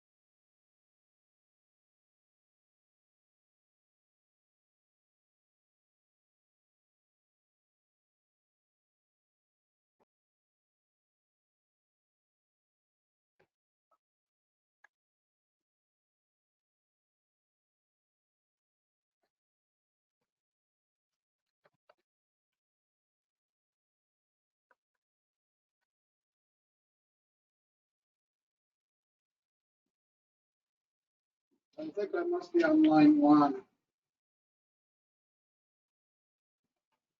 Okay. Judging from the look of it looks like the same.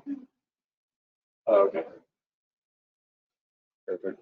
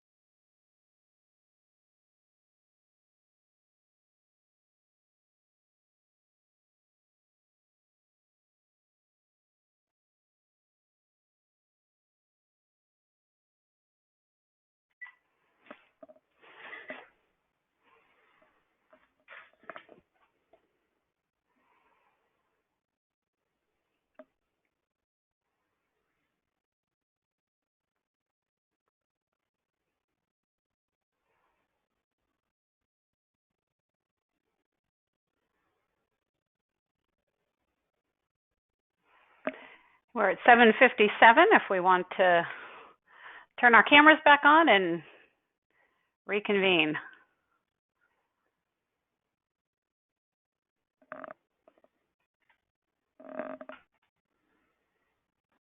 Tried to turn my camera on and muted myself instead. Great. Aww. All right. Luke, do you want to go ahead and put us back live? Yep, we are live. Thank you, Luke. So council has just returned from a break, and we were moving on to management report number C2, our cannabis regulations update discussion. And for that, we'll go to our community development director, Mr. Phil Dunsmore. Thank you, Mayor. Good evening, Council. Picking up a discussion that we had started earlier this year in May, based on, should we look at expanding commercial cannabis uses in our city? And at that time, the council asked us to take a closer look at a couple of different commercial uses, what's happening in the general market, what's happening in some of our adjacent communities. So just stepping back a little bit, we really began to amend our ordinance and really look closely at the potential of cannabis land uses back in April of 2017. We did a large amount of public outreach at that time, several months worth. And then finally, in October of that year, we did actually adopt an ordinance that we were somewhat kind of forced into doing, I'll say, because of changes in state law. We had to accommodate cannabis in some forms, we had to recognize it, and we had to update our personal use and personal cultivation standards at that time. And then in November of 2018, we decided to move forward with a cannabis tax measure, which finally came to fruition in 2019. And as of this year, we did begin to finally receive tax revenue from some of the delivery services that are allowed to operate in our community, that are delivering cannabis for businesses that are based outside of our community. Which brought us to a discussion in May of this year. Should we look at other options? Should we look at something different? Should we give a chance to give some closer analysis to other land uses in our community? So we're back now, and tonight we're going to take a look at those specific land uses that the council mentioned to look at, which were manufacturing, distribution, and a commercial level of cultivation in Atascadero. And also looking at where would those fit in our city in terms of a zoning perspective, what are the options for those locations, and a potential look at what would be the market demand and what would be the revenue. And in addition to that, what would be the impacts to our community? And then what's next? Where do we go from here? Should we take further action? So what staff's done over the past few months is we've examined a number of different resources for data. Primarily talking with HDL, which is our representative that really assisted us with our tax measure. And they're also in close conversation with many other communities in the state of California regarding the implementation of cannabis taxes and cannabis businesses and dealing with them on many aspects. We've also talked to our local cities around us, including Morro Bay, Grover Beach, San Luis Obispo, the communities that have already implemented very significant commercial changes in the cannabis world. And we've talked with industry leaders from other areas outside of the city and looked at data from these other areas in terms of taxes and revenue and in terms of potential neighborhood impacts. So we can get a better idea of how this could fit, whether this fits within our community in terms of the pros and cons of what we could accommodate. So right now, what we have is we have a basic ordinance that does cover land use. It does cover not only personal cultivation, personal use, but also talks about commercial uses in terms of what's allowed in our city. So we already have that framework in place, and we already have allowed one commercial land use known as a testing lab. We didn't have the option of allowing or disallowing deliveries in our community because the state has already overridden us on that and required us to do that. So deliveries are occurring in the city, and right now we have 8 licensed delivery services that are working within the city of Atascadero, delivering cannabis, medical and recreational products to the community. And there's several others that we're working with to make sure that they become licensed and are paying taxes in the city. So there's more that pop up all the time.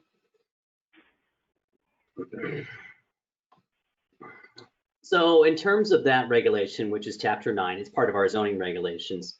Again, we did a full analysis of testing labs, personal cultivation, and delivery services that are based outside of the city. Right now, we don't have any testing labs in the city, not much demand in our area for it. And it's actually kind of a rare land use. I think one testing lab serves a pretty large region. And I don't know that we have any in our county. It probably is something more associated with South County, but I haven't been able to determine whether there's one in our area. And then the other part of our municipal code that's really important, obviously, is within our finance code of Chapter 3 of our Muni Code. that is the tax mechanism for cannabis businesses and sets our tax, which right now is at 4%. We have the option of increasing that tax as that increase, that calculator is built into that code. So in terms of the state regulations, a lot of it really began with SB 94 in 2017. That was what they call the Medicinal and Adult Use Cannabis and Regulation Act. That's what we're having to implement in all of our communities. It also created these 3 different agencies, the Bureau of Cannabis Control, Public Health, and Department of Food and Ag, to regulate the state licensing of cannabis products and all the different levels that occur in all of those different licenses. So when we looked at this last, we did look at all of these different state licenses to determine what should we take a closer look at? What might be something that we could accommodate in our community? We looked at commercial cultivation, we looked at manufacturing, the testing, retail, all of these things. Right now, in this chart, out of all these things, we just have the testing lab and of course, the delivery from the outside vendors. But these are the general types of different licenses. There's 2 different types of manufacturing, for example, one that they call volatile, which uses a volatile chemical to extract the chemical products from cannabis to use in both edible and other types of products that are used. And then there's the non-volatile. At our last meeting, we were asked to take a closer look at the non-volatile manufacturing kind of business. So we'll be talking more about that tonight. And then we also wanted to take a closer look at commercial cultivation. And we said, let's look at indoor commercial cultivation only and how that works and what are the ins and outs of that and what is the potential for that? What is the revenue associated with that? What is the market demand associated with that?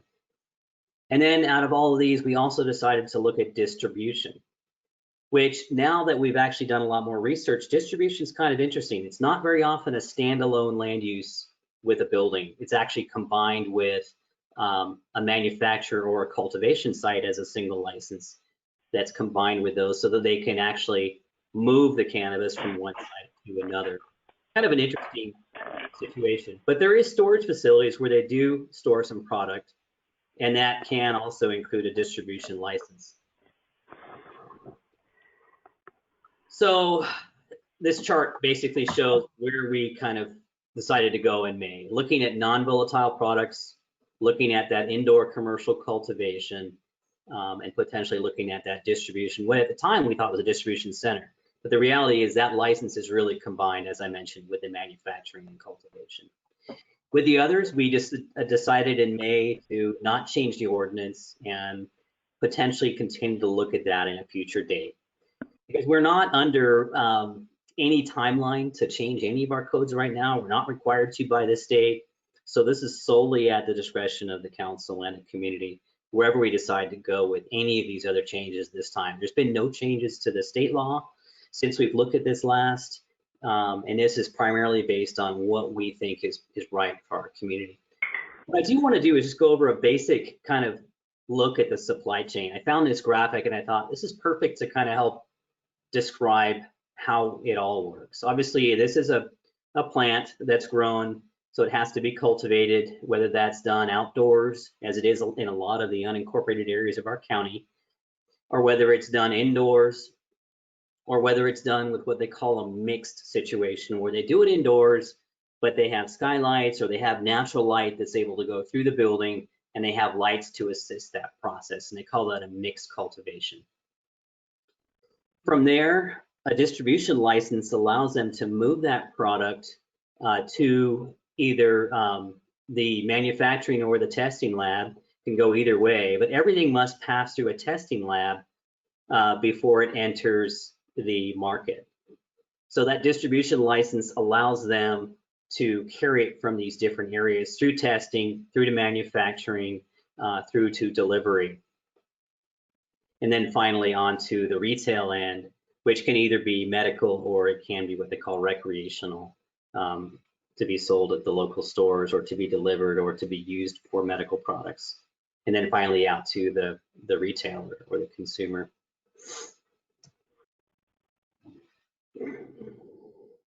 So let's take a look at those uses that we wanted to talk about.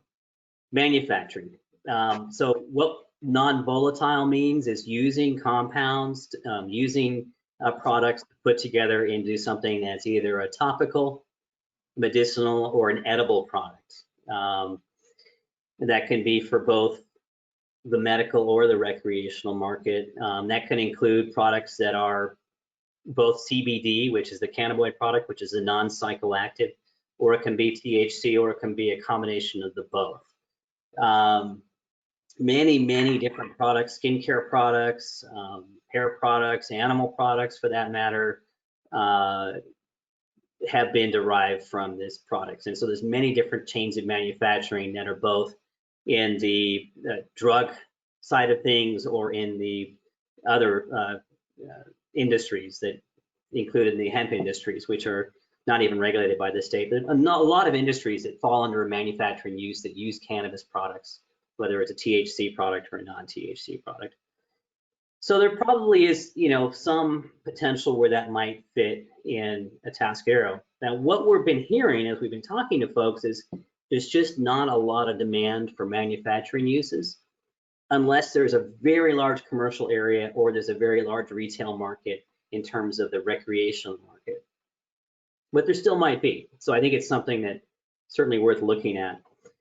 Obviously, a manufacturing use is a non-public visitation. It's a non-labeled building. It's often co-located, as I mentioned, with distribution in terms of one license. They'll have that license at their manufacturing so they can distribute out, go to testing, they can go to retail from that location.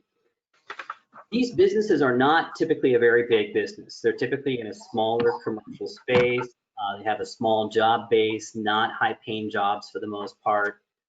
It's typically vertically integrated. What I'm hearing, this is HDL, this is their comment, they're vertically integrated with a retail outlet. In other words, for example, one of the retail outlets in Grover Beach may be directly associated with a manufacturer and specifically carry their product line and rely upon that manufacturer.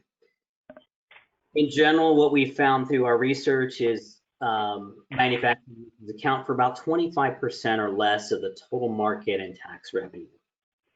And generally, what we're hearing is these types of land uses tend to locate in areas where there's a much higher population density than our area, or in areas where there is a larger quantity of allowed retail uses. As far as we've seen, haven't seen any neighborhood impacts that are associated with manufacturing. There's no smell associated with these situations. There's not really a criminal element. There's not a large cash situation. There is high security. It's an unmarked building where they're manufacturing things based on either extracts or based on the plant product. So it's really similar to any other small manufacturing type use. So where could this fit? Like any other manufacturing use, it needs to go in a zone that allows similar types of uses, and that's your industrial zones, your service commercial zone, which is not a lot of in Atascadero, or your commercial park zones, which are designed for clean industry, business park, and light manufacturing, where you have those jobs. What kind of things should we look at? Should we limit, if we are going to allow this, should we limit the number? Should there be a contest to allow those into your community? What we're seeing in our surrounding communities, they don't limit the number of manufacturing businesses. They do limit the number of retail businesses and those sorts of things, because those are the things that have a very high market demand, and there's definitely a stigma associated with that. But they haven't done that with manufacturing. They still typically require a conditional use permit. You do want to review the locational criteria. You want to review their security plan. You want to look at their signage or lack thereof, hopefully. And you want to look at all of those things about, where they're going to be in your community and make sure that you have full discretion on all of those things. A lot of these things come along, any of these cannabis land uses for that matter, come along with what they call a community benefit agreement. And essentially, what these communities are doing is saying, okay, you need to be able to offset any potential impacts of what your business might create, whether it's from a health perspective, whether it's from a crime perspective. But I think these companies are basically saying, okay, we'll do something in your community to offset the potential impact of our business being in your community. So our surrounding communities have done this, and they've drafted a community benefit agreement, and these companies are paying the community or paying over time into improvements that can occur in the community, whether that's through code enforcement, whether that's through doing some other kind of neighborhood enhancement project or direct deposit into the general fund. Kind of interesting. And of course, obviously, you're going to want to have specific development standards. And what we mean by that is how the building is going to look, how you're going to have your security plan, what are your hours of operation, what is your parking lot going to look like, what is all of those details going to outline in your project, just like any other project, but you can have them tailored specifically to that. If you'd like, we can, stop and answer questions about each of these land uses, or I can come back. There's only the 3 to talk about. The next one I was going to talk about is the commercial cultivation land use. But do you have any questions on the manufacturing land use? I don't know if it's going to be more efficient to do it one at a time. I think I'd kind of like to wait. Otherwise, this could drag on longer than it needs to. Very good. Let's just go through that, the whole thing then. So indoor commercial cultivation. It's very interesting because there's a lot of different types of indoor commercial cultivation that the state allows. Primarily, it's based on whether it's indoors, outdoors, whether it's mixed light, and then what size it is. It goes all the way from 0 all the way up to hundreds of thousands of square feet. Now, if we were going to look at indoor commercial cultivation in Atascadero, as staff, we would say that we would certainly suggest looking at much smaller micro businesses, 0 to 20,000 square foot maximum. These facilities, typically when they're indoors, they rely on very significant energy demand for lighting. They're very intensive in terms of the production that happens there. It's almost like a science lab, like you see in this picture. It's all done with hydroponics and a number of computers driving all these systems, and temperature control and very substantial carbon charcoal air filtration, so that there's, from the outside of these buildings, you wouldn't know anything that was happening on the inside of them. Very, very, very controlled environment to keep out pests and bacteria and contamination. So it's like a laboratory.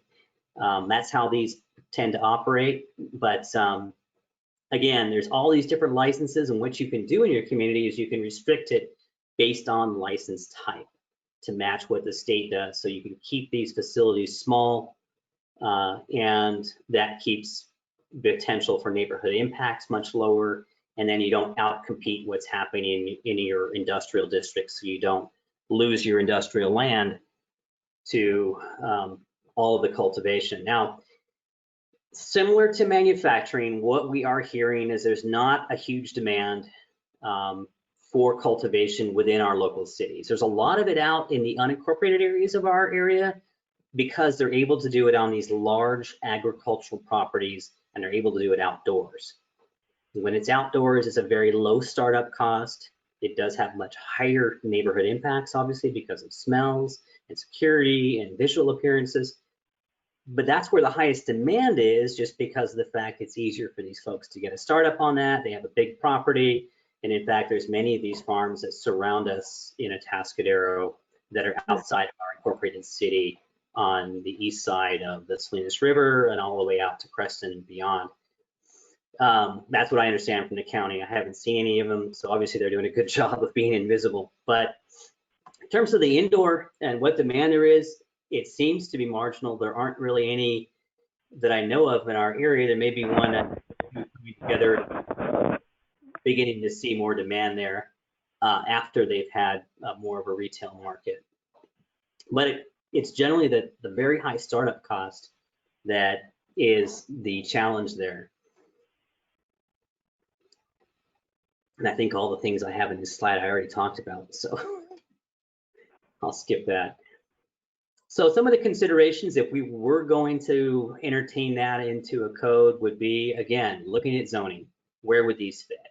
We don't have any big ag zones in Atascadero. The only one we have a Christmas tree farm on, and it's doing great. So the best zone you could fit that in would be the industrial zone. The industrial zone, I'll show you some maps in a little bit, is where we have a lot of vacant land, a lot of large vacant land that needs some redevelopment. It needs some love, basically. So that's a potential. Commercial park zone, a few properties that are available in there, but actually a lot of those properties are really coming together now with new developments that we're seeing between Highway 101 and El Camino Real. We just got a new project in this week, in fact, south of the Mission Oak Center that looks really interesting with commercial buildings. So that area, along with Del Rio, along with some of the construction that's happening north of the new hotel, is pretty interesting. So that may be very limited in terms of having some kind of an indoor cultivation use. But again, there are some existing buildings that could be adapted for that. If we were going to do that, it would certainly be something you would want to look at a limited number, having a certain merit contest for those, definitely having a conditional use permit, considering what kind of community benefits they would bring to the table, and then having obviously very specific development standards, security plan, odor control, limits on the size, and very specific location criteria. So the last one is the distribution center. Now what we're seeing most commonly, again, is these are actually just a license that's combined in with cultivation or with manufacturing. It allows them to transport that. It's not a delivery use. It doesn't distribute to any consumers. There's no public visitation.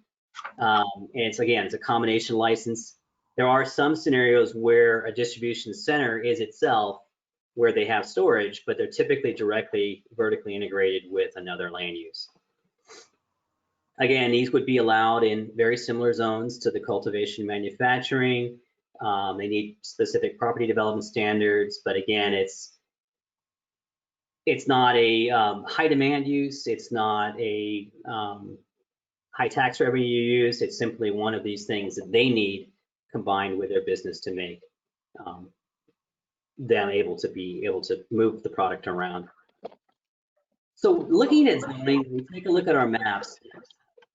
The biggest potential we have for any of these land uses is really in our industrial zone. We do have some non-conforming uses in those areas that really need to get cleaned up for many years.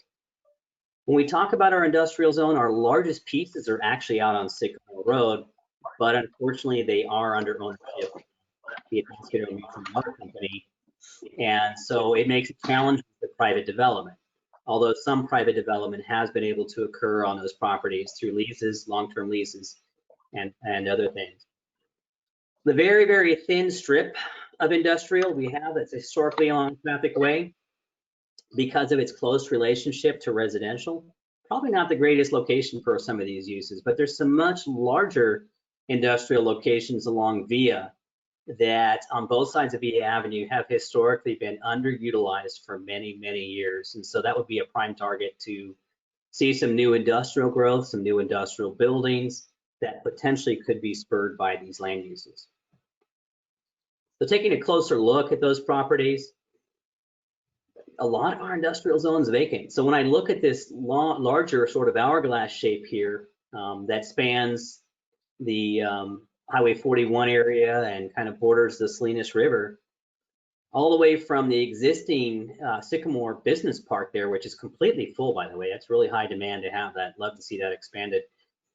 And then you head northward from that, and that big flat expanse all the way up to where the water company has their yard now. It's all industrial zoning, and it's all flat. A bit of it's in the flood zone, but again, all of that is owned by the Atascadero Mutual Water Company. And would be interesting to see what flexibility there is on that for private development in the future. But the other big pieces that are vacant are the area that is on both sides of Via. Part of that was the former wrecking yard. It's now partially occupied by a cable business. And then there's the big area behind the feed shop that's also pretty much vacant. And then there's an area that's currently under cleanup right now. The city's working with the property owner on the south side of Via, where there's been a number of cargo containers and storage, and that area also is a prime candidate for potential development in the future as that gets cleaned up. And in fact, both these property owners have asked about cannabis land uses in the past as a potential to be able to market those particular sites. So those are really interesting areas that not directly connected to residential because they're on the other side of the creek, and they're in the industrial zone and they're fairly isolated. So you could see that as a potential target for potential uses in that area. Again, looking a closer look at that Riverside property, really interesting area. And then taking a closer look at this area, as I was mentioning, a lot of big flat land. And recently, in fact, they cleaned this land up of all the excess brush to create some fire safety and potentially create this area back in the back there on Via for potential future development. So I think they're looking to market that for something in the future. But probably one of our biggest assets in Atascadero is the properties in that industrial zone. In fact, what they could produce, whether it's cannabis or some other land use. And again, if I put the zoning layer on there, all of that area is in the industrial zone, including the mini storage units that are further to the south on Traffic Way.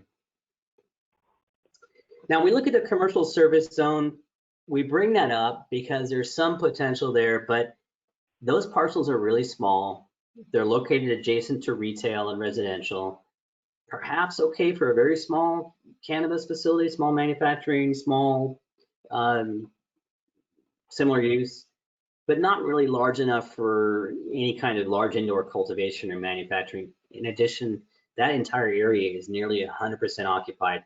That lies on the south end of the city. When you go to Santa Rosa Road at El Camino Real, then you head north from Miners Hardware and you go north along there. It's those areas where we have a couple of tire shops and there's a transmission shop and a rental shop there, a number of automotive services in that zone. That's that area. It's kind of a light industrial zone. I'll note too that a lot of it is actually off limits.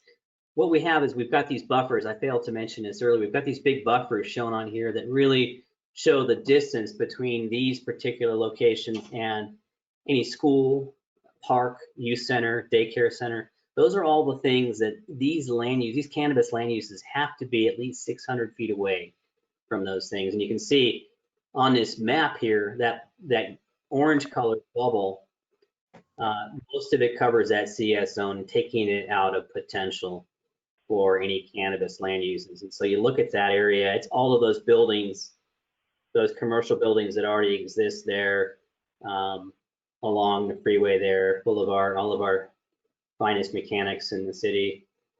And so not a lot of options there. It's kind of off the table.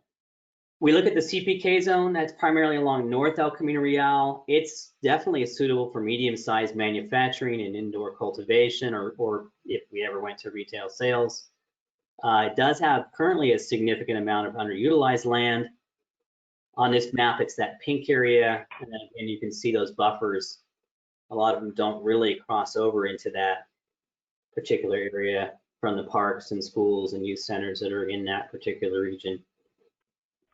But it still is a thin strip of land and it's very valuable land to hang on to for the future. And as I mentioned, we do have several developments moving forward in this thin strip of the CPK zone that really is a reflection of our community as well, because it's visible El Camino Real side, it's visible on the freeway side, and we've recently done some zoning changes here to really limit the amount of outdoor storage, really trying to attract that higher quality, I'll call it business park or light manufacturing, sort of the non-retail, but maybe semi-quasi-retail uses as well, like the winery and the brewery.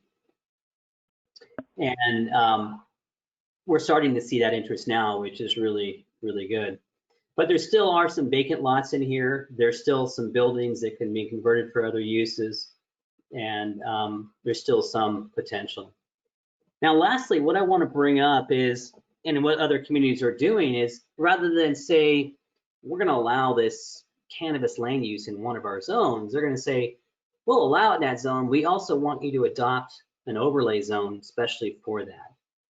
And that provides another layer of regulation whereby it not only ensures that you're not going to have, sporadic uses throughout that zone, but you're going to say, hey, in our city, we're going to designate this area specifically for an overlay zone. And then it would require the city council to adopt that overlay zone, sort of like a specific plan, or sort of like a plan development. And it could be placed on top of any commercial zone in the city based on the suitability of that particular land use and the suitability of that particular location. And then it would go to city council for approval and be adopted like that plan development, along with specific standards and along with that use permit for that particular item. And that's an interesting way to do that. The city of San Luis Obispo actually utilizes that sort of methodology to put that overlay zone onto their commercial properties that allow for cannabis. And I think they do that for both their retail and their manufacturing uses. At this time, I don't think there is any manufacturing uses in the city of San Luis Obispo yet. But then again, they're sort of early in adopting their cannabis regulations. It's only been less than a year or so. So it's possible that may come at a later date. Typically, the evolution of these land uses begins with, what I'm hearing anyway, is begins with retail and eventually goes into other businesses that support that retail, such as the manufacturing, the testing, or the cultivation sites. The big part of any of this process, though, bigger than actually the ordinance adoption, is really setting up an application procedure, setting up a fee schedule, setting up, making sure you've got full cost recovery, and really setting up that sort of beauty contest for reviewing these sorts of things. We call it merit criteria. And determining whether the land use really should have a benefit agreement. And that is probably where most of the work occurs in setting this up. You can easily create the ordinance. In fact, we have that framework already, but it's really the application process and those specific standards which you want to create for your community. For example, here's just one sheet of a 10-sheet merit criteria list that another community uses, and they go through these things and they score the business. And this is when they get multiple applications. This is typically used on a retail review. And someone gets a retail use, they'll go through and they'll go through this checklist, and then the highest scoring use would be allowed to actually proceed with the conditional use permit process based on this scoring. It allows them to sort of filter out potential multiple applicants. Kind of an interesting way to do that. Kind of a beauty contest.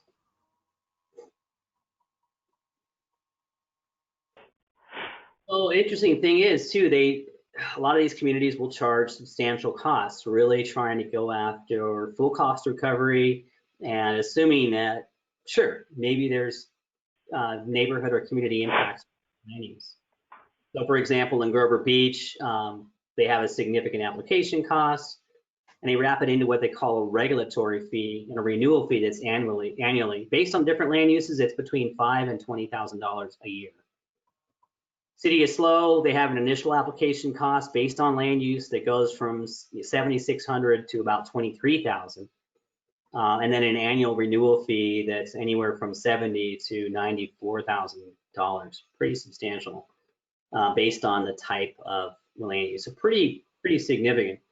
So as I mentioned earlier, in our discussions with HDL and within our discussion with other communities, it does appear the majority of the tax revenue and job creation that's happening now is under a retail storefront, not from manufacturing, cultivation, or the other land uses. There is some revenue from the non-storefront delivery.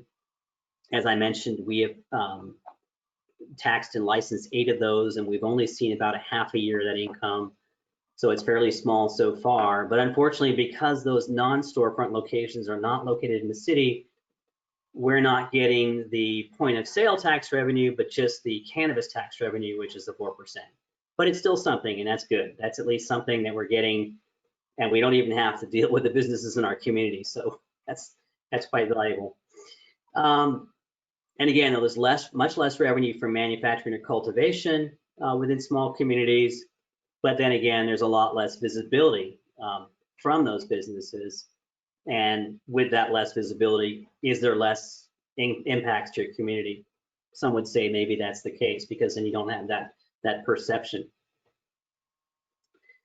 And then what we're hearing again, just to reiterate, unless you've got a retail market that's really close to your area, there's very little demand for the manufacturing or cultivation, because they're often tied, they're often vertically integrated in your community. Now, they're still expecting anticipated revenue to increase. And that's what Grover Beach has anticipated in their latest revenue counts. They're actually anticipating their manufacturing side of things to increase more as they see that demand increase. And that potential to support these other commercial uses may continue to grow. Grover Beach's first year did get up to about $1 million in tax revenue solely from retail. Again, they were the first community in our area to put it in. They probably received a lot of demand, and now that San Luis Obispo and Morro Bay have also put in retail stores and are exploring other land uses, that is likely to be watered down. And again, it's Grover, Morro Bay, City of SLO, and unincorporated county that are currently allowing on-site commercial cannabis. Of course, in the county, that really is only the outdoor cultivation sites that we're seeing. The other 3 cities entertain a variety of land uses, but primarily what's visible is those retail land uses. So the consumer demand is here. We can see that by the sales that are occurring in Atascadero from deliveries and what's happening in both Morro Bay, Grover, and San Luis Obispo. We haven't seen an identified demand for manufacturing in our city because we don't get inquiries on that. We do get inquiries quite often from businesses looking to bring a retail business to our community. It's not to say that there's not that demand. It might be out there, but it's not a strong demand. We're not seeing a strong sense that, hey, we're going to get 2 or 3 businesses right now because they're knocking on our door. But it's certainly a possibility.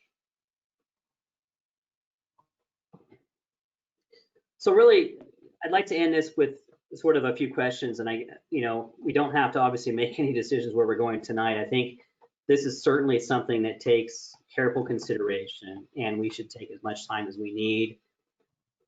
But I think staff's really asking the question, what, if any, commercial land uses should be further explored in our city? Should we come back with a draft ordinance for some of these uses? And if so, what do we include in that ordinance? Should we look at the specific number of each use? Should we utilize an overlay zone option? Things like community benefit agreements. Should we even look at other zoning districts that we haven't discussed in detail tonight? Or should we look at additional land uses or none at all?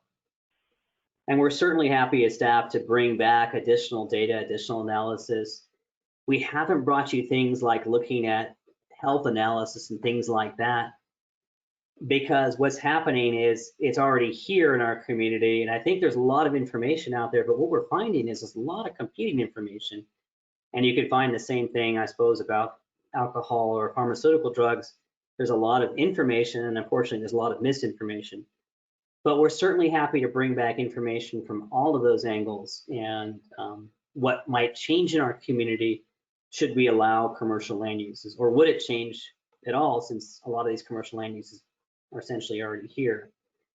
We're not quite sure, and that's kind of an interesting further examination that we could definitely look at. For now, I'll conclude my presentation and be happy to answer your questions. Thank you. Thank you, Director. So we've had this is a very thorough report. We thank you for that. We had a pretty lengthy discussion a few months back. And so this is a next step in that process. And so I would ask council right now that we limit ourselves to questions and not get into discussion at the moment. So I will go with sort of hands and let me know who would like to speak. Councilmember Newsom. I'd start with with all of the information you've given us and the next steps. You did indicate that we could direct staff to provide additional community outreach prior to returning with a draft ordinance. What do you think a community outreach looks like, or how do we begin to, one, has it ever been done, community outreach on these different topics of cannabis? And 2, what does it look like? Sure. Well, back in the days when we were able to see people, which was great, we had months and months of these roundtable discussions. And what we did is kind of similar to what we did for our downtown infrastructure enhancement plan. We brought people in groups, and we brought up all of the topics and all of the potential land uses that could be allowed by the state. And we generally tried to get a sense of where the community was with these types of things and what they wanted to see in the community, and took a lot of notes. We did that for several months. We had, I forget how many of those we actually did. That was all in 2017.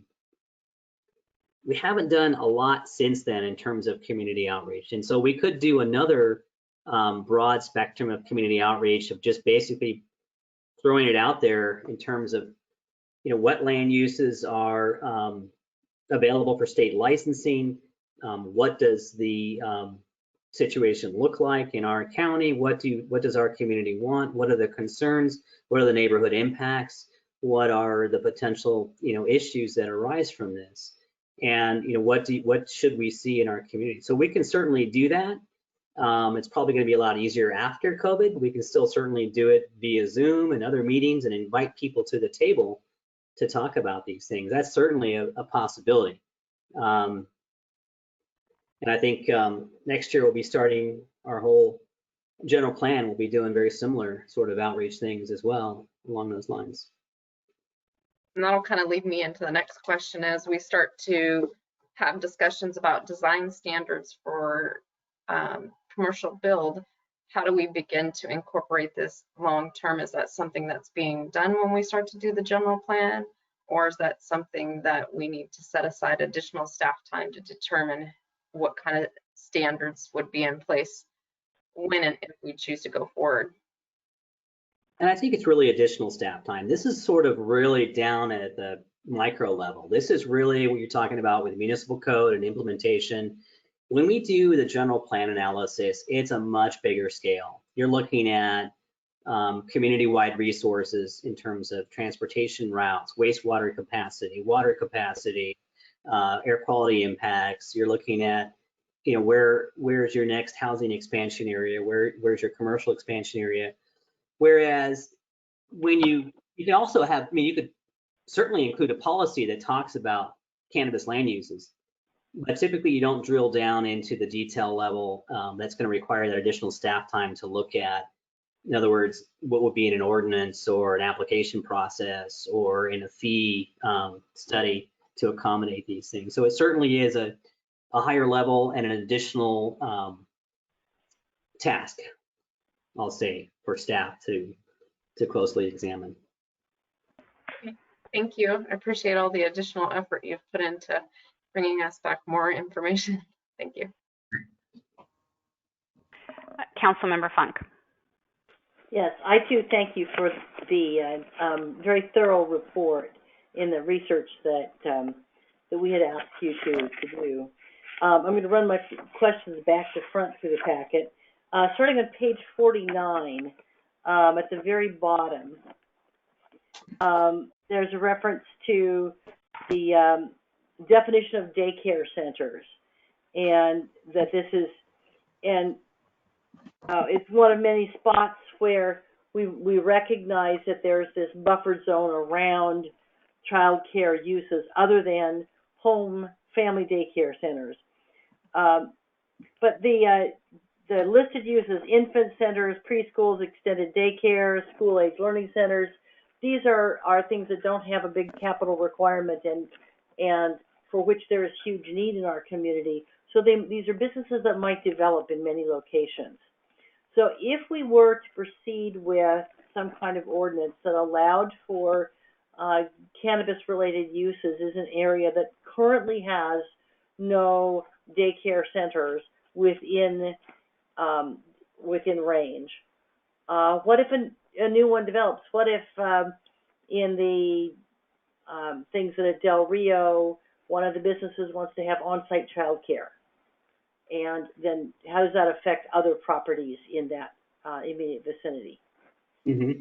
Well, it certainly would prevent the location of any new commercial cannabis business, and that's based on state law. But if there was one existing already and a new daycare operated or opened up within that 600-foot zone, it wouldn't prevent that daycare from opening up in that location, but what it would do is make that cannabis use legal non-conforming. In other words, they couldn't expand, but they could stay. So very similar to zoning, when you change zoning on a property, like we have in our downtown 20 years ago. Your mechanics can stay, but they can't expand. So it's treated very much that same way, unless there's been other legal requirements on this I'm not familiar with, but that's what I understand would be the scenario. Okay, so what governs it is who came first, and then it doesn't prevent the child care from being developed. Right. Okay. Next, you mentioned in your, a number of times in your presentation about the importance of vertical integration in this particular industry. I have an MBA, so I'm very comfortable with that thought. But my mother, who doesn't, might think that we're talking about upstairs, downstairs in businesses. Could you explain the concept? Yes, the concept really is that it's happening right now. In fact, in Grover Beach, you've got some retailers there, and they're beginning to rely on certain manufacturers, and those manufacturers are beginning to expand in Grover Beach. Or it might be that a subsidiary of that retailer decides to open up a manufacturing business, and they have a manufacturing and distribution license, and they're integrated with that retail space where they essentially are selling their product from their manufacturing center in that close by retail store. In other words, so they are an integrated single ownership business or owned by mutual companies whereby they're working with each other to both produce, market, and sell and distribute their product. Okay, so if we looked at that graphic that you had, you don't have to put it back up, but we can all just imagine it, that had all the different things. Vertical integration involves then the common ownership of multiple levels and multiple pieces on that graphic. That's right. Or strategic partnerships within that. Yes, in fact, I did talk to one business that had they had cultivation, manufacturing, distribution, all in one building. Okay, and then you talked about the particular needs for this kind of that there are additional staff requirements for this kind of land use that is unique to it, as opposed to just anything else that we might want to do in CPK space or industrial zoning. If the council were to choose to wait on moving ahead until such time as more markets expanded nationally, the state could sell more nationally, or that we wanted to have retailing so that we had more elements of vertical integration available, how long would it take to put that package together? I would say it's probably going to be about 4 to 6 months based on our existing workload, the fact that we have a pretty substantial development workload right now with development projects on top of the long-range planning workload and the implementation of some of the items that are coming out of our housing element, which include the REAP and LEAP grants, and of course our general plan update. So it depends really in terms of where this ranks, but it's going to be a few months. We do have the skeleton ordinance out there. That's not the big deal. It's the fee study and the application discussion and all these details of pulling that together. And then as you get your applicants that come in and you go through that use permit process, that's its whole other time. Of course, you get cost recovery for it, but it's going to take a bit. It all depends on priority and where the council would place that as well, though, too. Yeah, and is this something that if the council is going to do it, you would like to have it in place before you get involved in the general plan, or does that not matter? It doesn't matter. It can happen at the same time. It doesn't really have any impact on that activity, and the general plan doesn't have any impact on this activity likewise. So it could happen at the same time, and it could be put into our normal routine of work based on our priorities. Okay, thank you. Councilmember Fonzie. Yes, Phil, you mentioned that there has been no interest in any applicants coming in for distribution, cultivation, or manufacturing.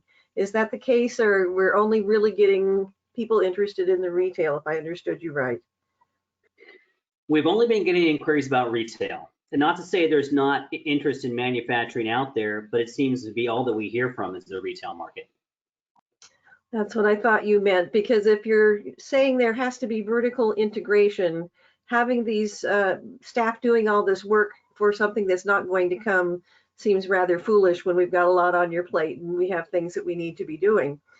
So I'm inclined to think that the retail is really the crux of the issue. Without the retail, what you're saying is there's really nothing that will follow. Am I hearing you correctly? Yes, essentially that's what I'm saying. Very correct. And I think retail has a lot of components to it that would take up a lot of staff time, that without being open for conversations in public till a vaccine comes out for COVID and other, it might be difficult to really fully involve the whole community in this and get the input that the council needs before we go forward. Are you in agreement with that, or do you think it could be done? I think that's fair to say. Thank you. Mayor Pro Tem Borbo. Thank you, and good report as usual, Phil. I want to make sure I understand. I'm going to hopefully not directly repeat, but I want to follow on with questions from both Councilmember Funk and Councilmember Fonzie. As just mentioned, you're saying, that we're not getting a lot of interest for things other than retail, and I understand that. I was surprised, though, in the staff report, it says relative to Grover Beach that there's 30 permits in Grover Beach, the majority of which are manufacturing and distribution facilities. And there's a lot of these that are. And are those attached or related to, or are they doing business with directly the retail establishments, or is Grover Beach essentially sucked up whatever demand there is for these kind of facilities in the county as a whole? Might be a little bit of both, but also there's multiple licenses that are being explored for single locations. Like I mentioned, there's manufacturing and distribution licenses, and they've got 2 different types of manufacturing. So what you're seeing is a number of licenses there that are being sought, and there may be multiple licenses with one business. But they have been getting a larger demand for manufacturing over there in Grover. But it all began about 2 years after their retail use came into play. And it does appear that some of those are what I'll call vertically integrated, and I'm not sure to what extent or how many, but it does appear to have a strong correlation to that, and it's sort of an after effect. And they anticipate that to eventually grow to potentially reach the level of same tax revenue as their retail land uses are bringing. Okay, thank you. From our past discussions, I'm inclined to allow almost all of these uses. And I think someday we'll get to the point that this is just no big deal in any community. You're going to have whatever the market bears or supports, and that's the way it's going to be. But I think it's important, as both Councilmember Funk and Fonzie asked about, was the amount of time it would take you to pursue these kind of changes, policies, standards, whatever, application processes, if we're highly unlikely to get them. In other words, I'm open to having indoor cultivation facilities, but I don't want you to spend a ton of time on it if it's unlikely. I'd rather have you spend that time attracting a high-tech business or something. But to make sure I understood your answers correctly, because I think there's some advantage of some of these other places having gone first. You can copy what they've done, review what they've done, change it as needed without having to reinvent the wheel. To come up with the steps you're talking about for any given one of these uses, how much time are you talking about, do you think? Well, it's much less time to put something together for manufacturing and cultivation. It would be substantial time for retail, just because that's where you really get into the beauty contest and a lot more of the review process. But I think, as I was answering the question earlier, it would be probably several months just to get together sort of an ordinance structure and development standards and a fee structure for that to bring back to council. But as I also mentioned, we do have that skeleton of a code already, and it's simply adding land uses and adding the property development standards to that. The longer process is really ironing out the application and fee process.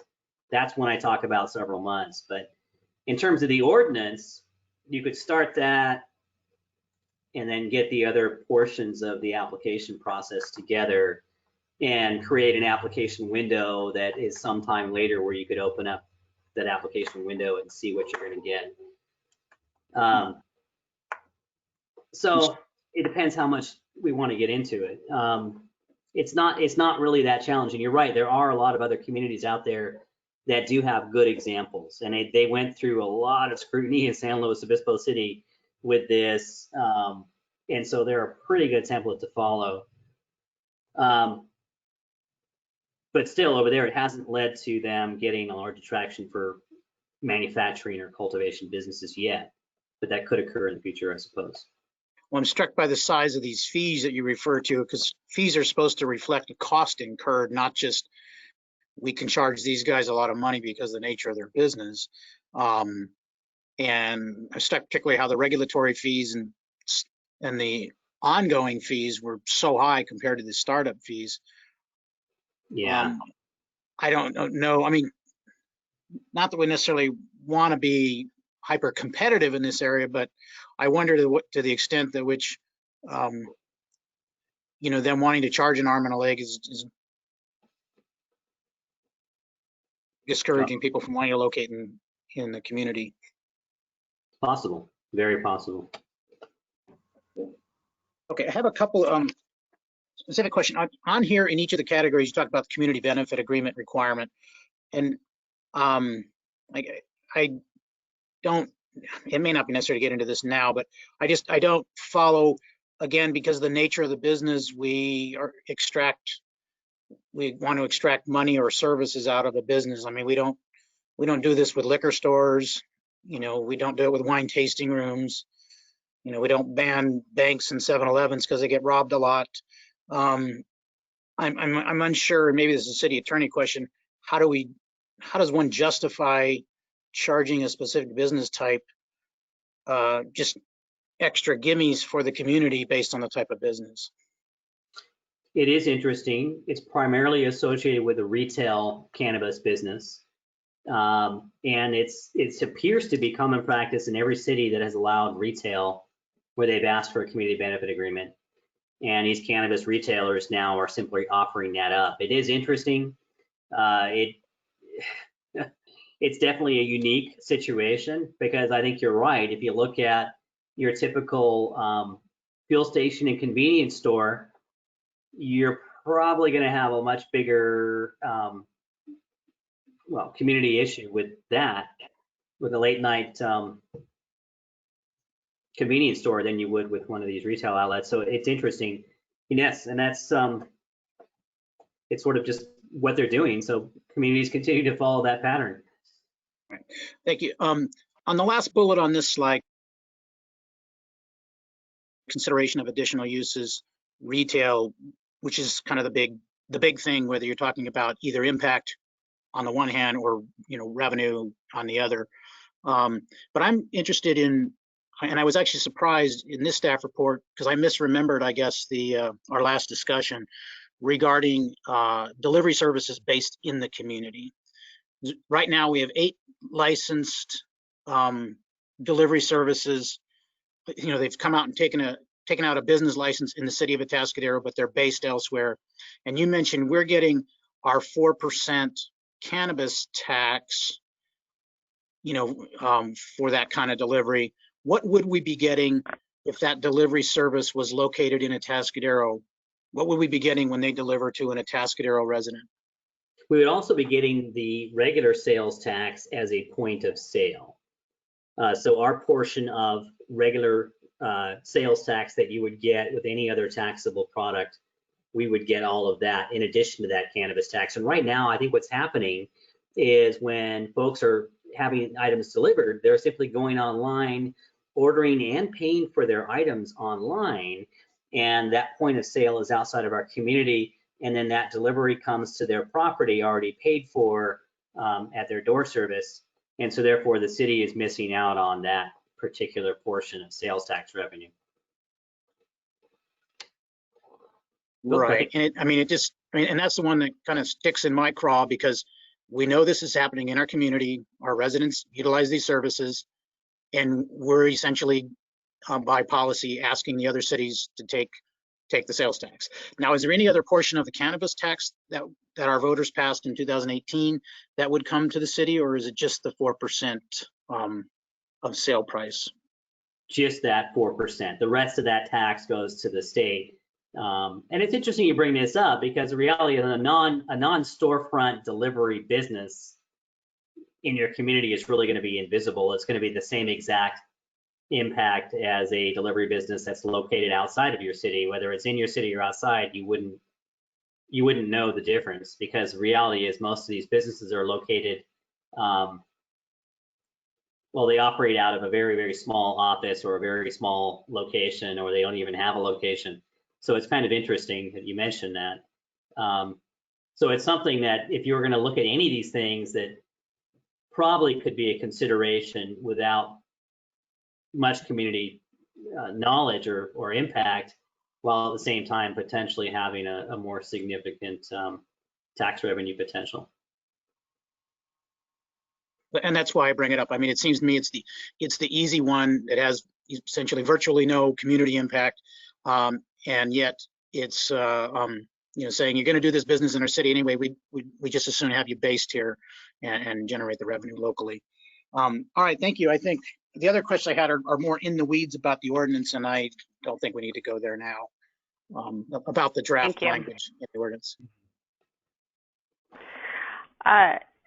So Phil, just a couple of questions following up on Mayor Pro Tem Barbeau, the non-storefront delivery. I think when we talked back in, I'm just looking at my notes back in May, I think I had in my head somehow that distribution is, because we said noted mobile dispensaries, because that isn't what we thought it was. Like, it sounds like it's maybe non-storefront delivery, but it's not. And so non-storefront delivery doesn't seem to be an option that we've all talked about. Is that what you're saying? We haven't talked about it, and I think we did confuse it with distribution, because I was confused just like you were about distribution until I learned more about that recently. I think we confused the two, or confused it with other uses, but I don't think we really talked about non-storefront retail in particular, from what I recall. And I think we just left off with the discussion of retail or other uses. So. Okay, yeah, I think it's possible that we thought that was distribution. So I think there's maybe just terms that we're getting to understand a little bit better. And then just lastly, I've had conversations with Mayor Lee of Grover Beach, and you had mentioned the 2019 revenue coming 100% from retail. He had told me it was closer to a 50-50 split with manufacturing, that there are 3 or 4 retail places were maybe 500,000 or so, and they're expecting manufacturing to actually eclipse retail. Is that your understanding? That's a little different than what I was told, and I think HDL, when they spoke to us too, they said, well, we had to speak with Grover Beach and dial back their expectations. I thought that was from retail, so maybe I stand corrected. I could probably do some analysis and find out. So no, that's okay. That's what my conversation with him was a couple of months ago, and he might know better than me. Sounds like there's just a lot of numbers flying around. I know. All right. Okay. Well, thank you for that. I think we are ready to open up to public comment on this item. And so in doing so, if you would state your name for the record, we will have the timer on for 3 minutes. And I will go to Luke and ask if we have any webinar attendees or callers who would like to speak on this item. We have no one at the moment wishing to speak on this item. Okay, I will ask our city clerk then, is there anyone who has emailed in with comments for this item? We have not received any emails. Okay. I will close then public comment and bring it back to the council. I think it really highlights the fact that we do need to do some community outreach, particularly when we're able to meet in public to see, what we decide to move forward with. I think what I've heard from my colleagues here and what I would concur with is to spend, you know, maybe 4 to 6 months, particularly coming up with that application process when we've got other things that are pretty important on the docket, and we're not even sure that we would be getting any of those businesses might not make a lot of sense right now. I mean, we could be talking about, you know, overlay zones and other things we want to do, but I'm just wondering, how do we best spend our time right now? Do we wait and say, okay, when we can start meeting in person, really get the community input and find out what do you want? Because all of us have had conversations, particularly, I'm sure Mayor Pro Tem and myself, Borbo and myself, coming through an election. I mean, I literally talked to 100, like well over 200 people who I didn't know before. And so, you know, I've had input from some of them. You have all had conversations, but, you know, we've really got to do that community, get that community input if we want to do anything further than what we're talking about tonight, other than, say, maybe the non-storefront delivery.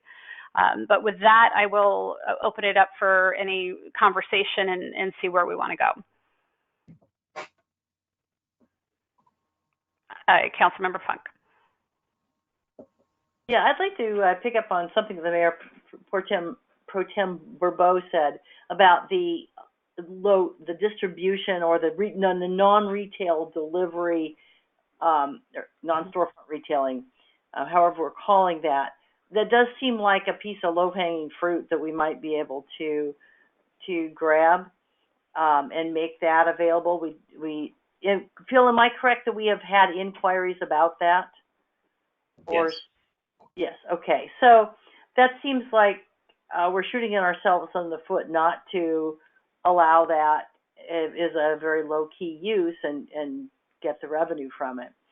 But other than that, until the council's ready to at least entertain the possibility of retail, it seems like that's driving the bus, you know, and that our ability to attract businesses and jobs and potential revenue and create a good business opportunity that would be appropriate within our community depends on our being able to have more elements of that chain available, not just the ones we really want to have, you know, but the ones in which we have less consensus.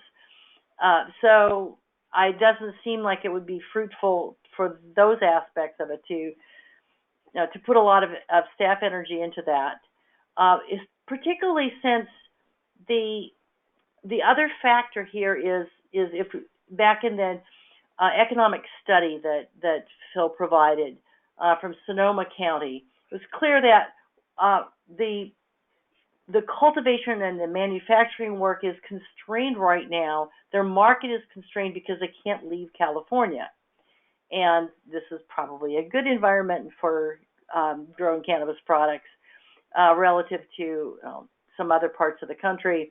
And therefore, if the federal regulation of cannabis changed to allow for interstate sales of cannabis products, that could change the market very substantially and make people want to locate near the growing that's happening in this area, if you know, and integrate the food chain.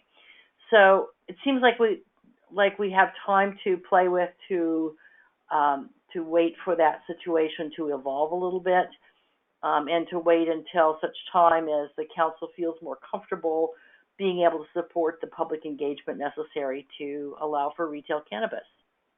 I would, however, recommend if we could move ahead with something that would allow, with coming back with a limited ordinance about the delivery being based at local. Thank you. Councilmember Newsom, I think I saw your hand. Yeah, I was of the same mindset. This is that moving forward, I think we need as much community outreach. This is a huge decision with a little bit coming through on public comment. I think we need to be asking our community what they really want rather than us making those decisions. I think retail is probably going to evolve into a larger conversation. I don't think that these cultivation and distribution, we don't have anybody that's asking for a permit today. So I think delaying it another 4 months and reevaluating it at that time, I think would probably be a better use of staff time. How do you feel on the non-storefront delivery businesses? If it's happening and we're not getting the taxation from it when we should be, I think that we need to look at that avenue and really grasp it. I don't want to let anything slide that we can have an additional revenue source from. Councilmember Fonzie? Thank you. Yes, I agree with Councilmember Newsom that this is a much larger issue. It involves the character of the city, and many people have strong opinions on both sides of this issue, and it's something that needs to be thoroughly aired. So I think at this point, it's not really fruitful to discuss the specifics of cultivation or manufacturing or other. Since we're not getting those applications, there doesn't seem to be an interest in locating in our area, so it's not an issue for us. Our planning staff and others need to be working on the things that they need to be working on.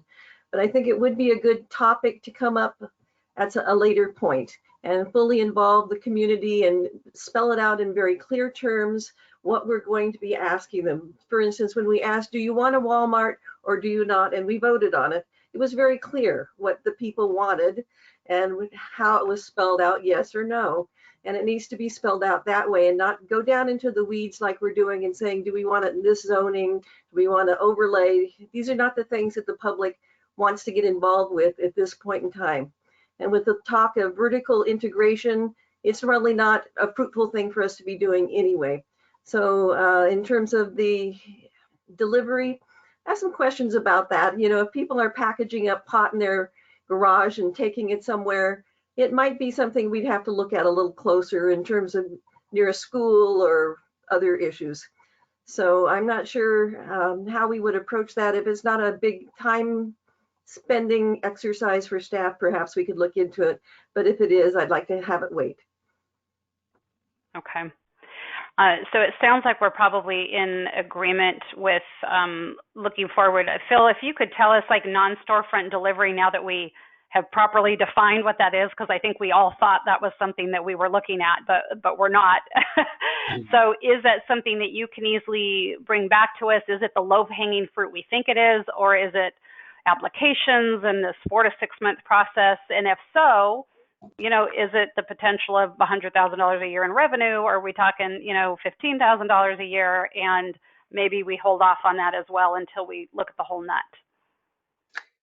I think it does have potential. I think it is fairly simple. I think staff could accommodate that in quite a very short time because we already have all the other pieces in place, and state law is already going to limit where they can locate. This is something that cannot operate out of somebody's garage or out of somebody's car.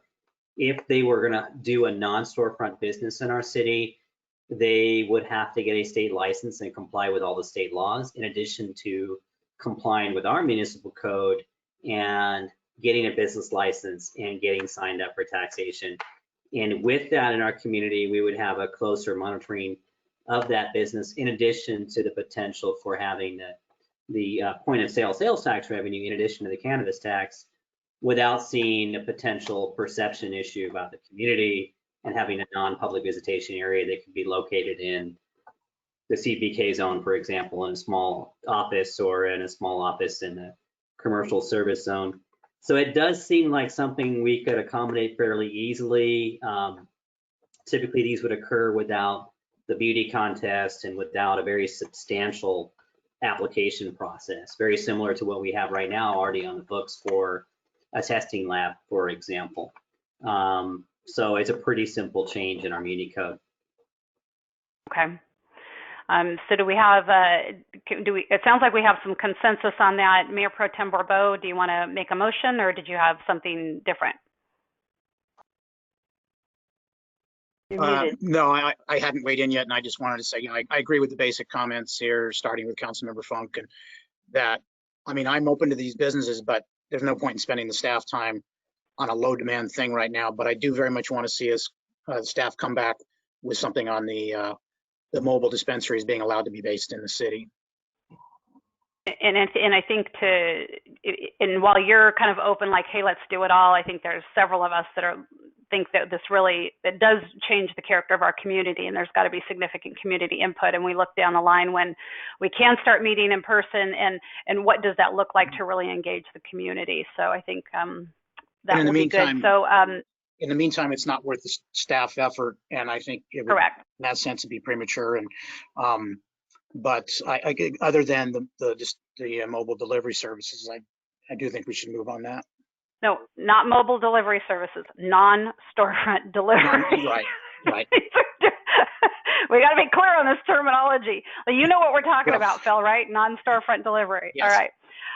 So Yes. Mayor Pro Tem Bourbeau, I'll ask you to make Yes. a motion.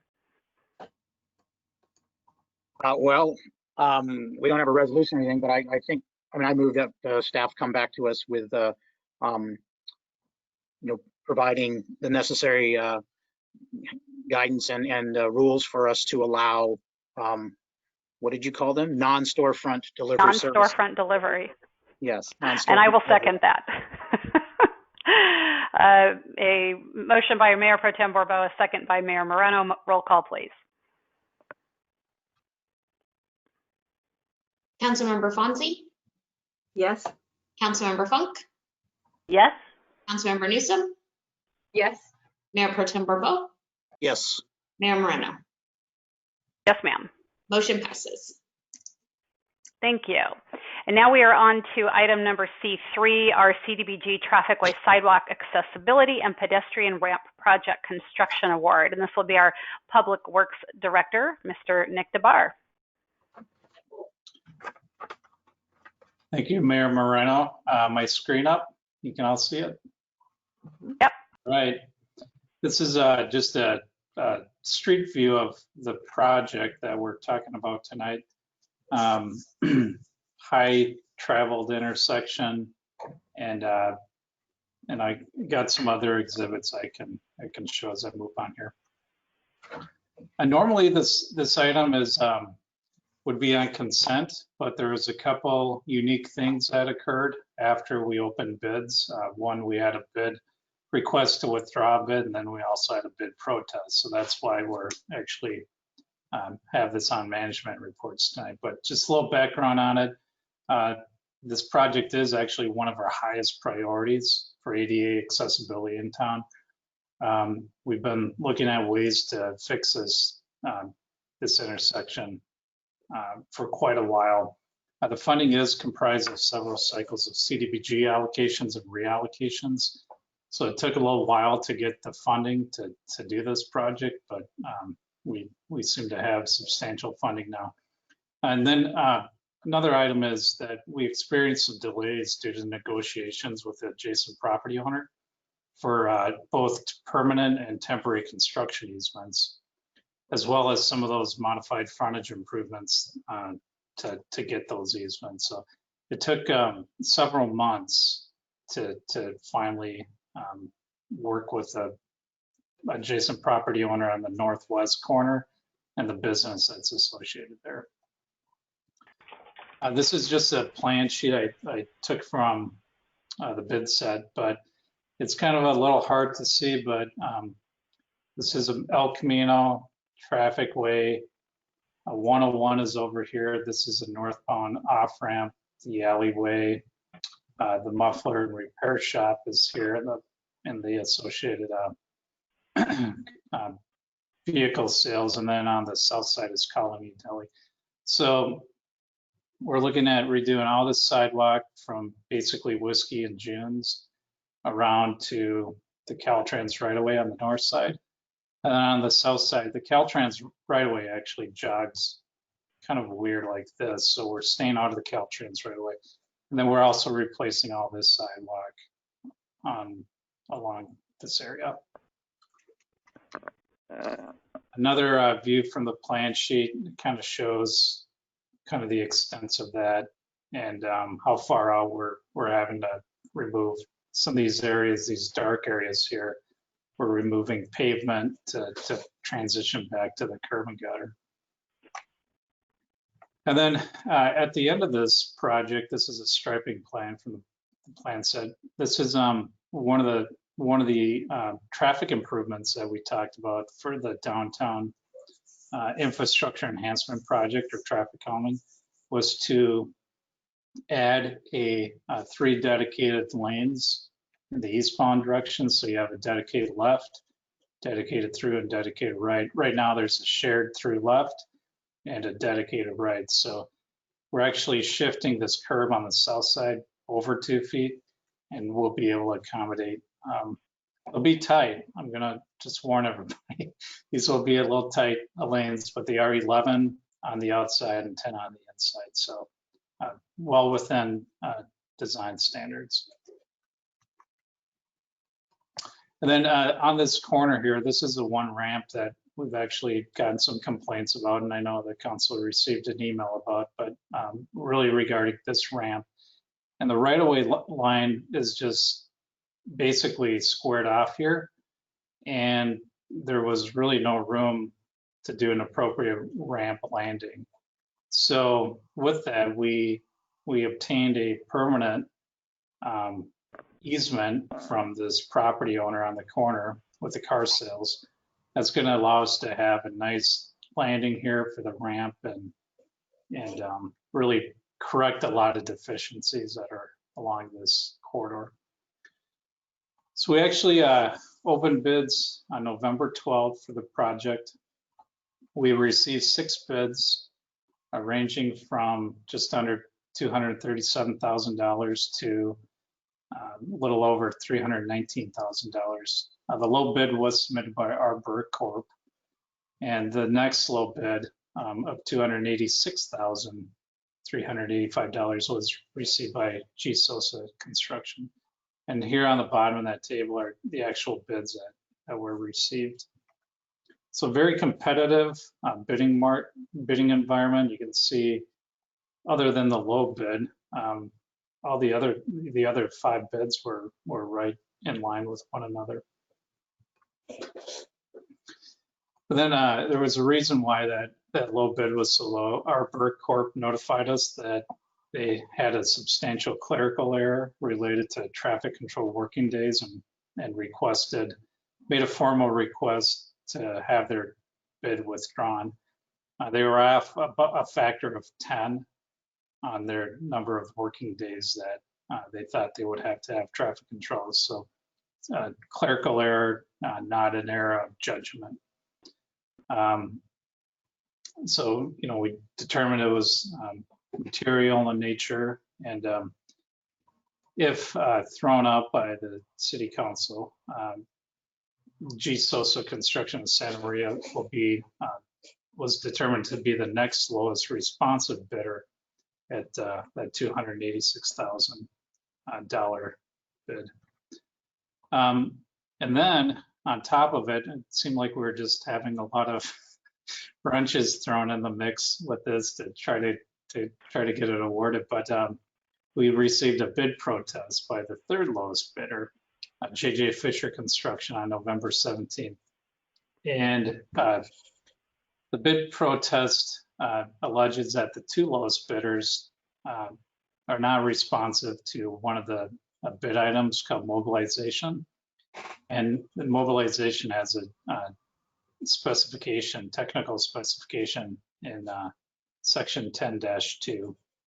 In one of the articles of 10-2.1, it lists all the activities that they should include in their mobilization bid item, such as obtaining bonds and insurance, and moving equipment to the job site, setting up temporary facilities such as portable restrooms. So all those pre-construction type of activities that go into before that.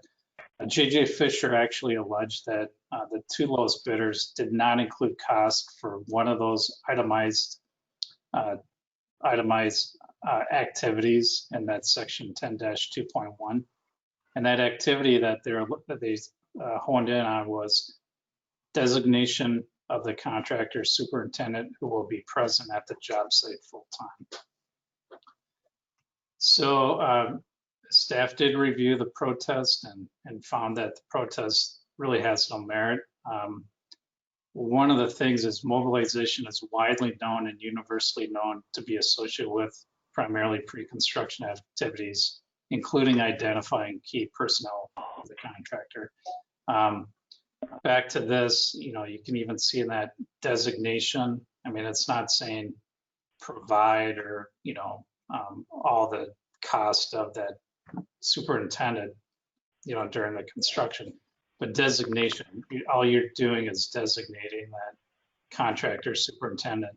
And then the other will be means, you know, this is a pre-construction or it's like before construction. So the other item that was interesting was JJ Fisher's, the bid protesters bid item for mobilization was $61,176, which is 2 to 4 times higher than any other bidder. So you can see a list of what the other bidders put in for that bid unit price for mobilization, and it was significantly higher. So, you know, staff really found that, you know, it wasn't really the other bidders that made a mistake or interpreted the specification wrong, that we think JJ Fisher perhaps interpreted the mobilization bid item incorrectly. So in the staff report is included both their bid protest and also a letter that I replied to them, and also the city clerk notified them that this item would be considered by city council tonight, and that they have an opportunity to address the council. Fiscal impact, we're looking really good on this project. We feel like it's a pretty straightforward project. There's going to be inconveniences. This is a major intersection. You can't just tear it up without, you know, inconveniencing people. The good thing is a lot of people are working from home these days.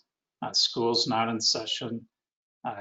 If school does start back up, like at the beginning of the year, this might have some impacts, but we still feel like it won't have the impacts that it normally would. So we're thankful for that. But so total project cost of $386,296. So recommendations for council are to reject the bid protest of JJ Fisher Construction, Inc. and award the contract for the construction of the CDBG traffic-way sidewalk accessibility and pedestrian ramp project to G. Sosa Construction, Inc. And number 2, authorize the city manager to execute a contract with G. Sosa Construction, Inc. for $286,385 to construct the CDBG traffic-way sidewalk accessibility and pedestrian ramp project. And then a third one that was not included in your staff report, but the city attorney and I consulted on and felt like we should add that, is to approve the request by our Burke Corporation to withdraw their bid protest.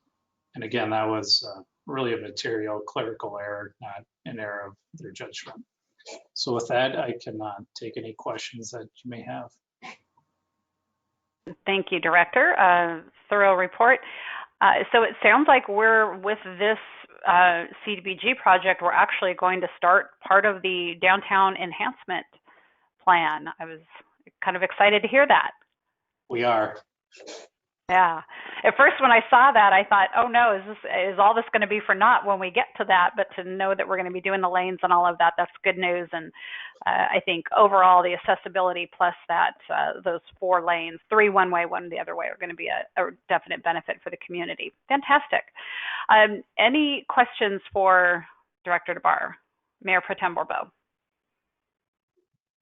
Yeah, I think you alluded to it in the last sentence, but I'm assuming that, because everything you said made perfect sense to me, but I'm assuming we ran it by the attorney since we're telling these people no way. And he concurs that it's a reasonable decision. The city attorney reviewed the bid protest and reviewed the staff report, and I consulted him a couple times on this matter.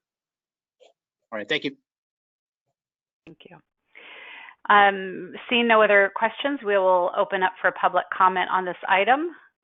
Luke, do we have anyone on the phone or on the webinar who would like to speak on this item C3?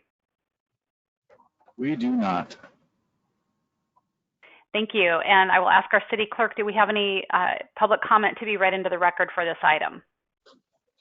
We do not have any public comment to be read into this record, though we did receive an email from David Geffen, who asked that that be forwarded along to council, which I have done, and we will make it a part of the minutes per his request, but he did not wish it to be read into the record. Okay, thank you very much. And with that, I will close public comment and look to council for a motion for these 3 items. Speak. I'll do. All right, we've got Councilmember Funk motioning the 3 recommendations with a second by Councilmember Newsom. Yes, I will specifically move the recommendations that are shown before to approve the request, the withdrawal of the bid request, to authorize, to reject the bid protest, and to authorize the city manager to execute the contract with GSOSA as the winning bidder. Let's get Thank this you. moving. And right, so those 3, and we have a second by Councilmember Newsom. Roll call, please. Councilmember Funk? Yes. Councilmember Newsom? Yes. Councilmember Fonzie? Yes. Mayor Pro Tem Bourbeau? Yes. Mayor Moreno? Yes, ma'am. Motion passes. Thank you.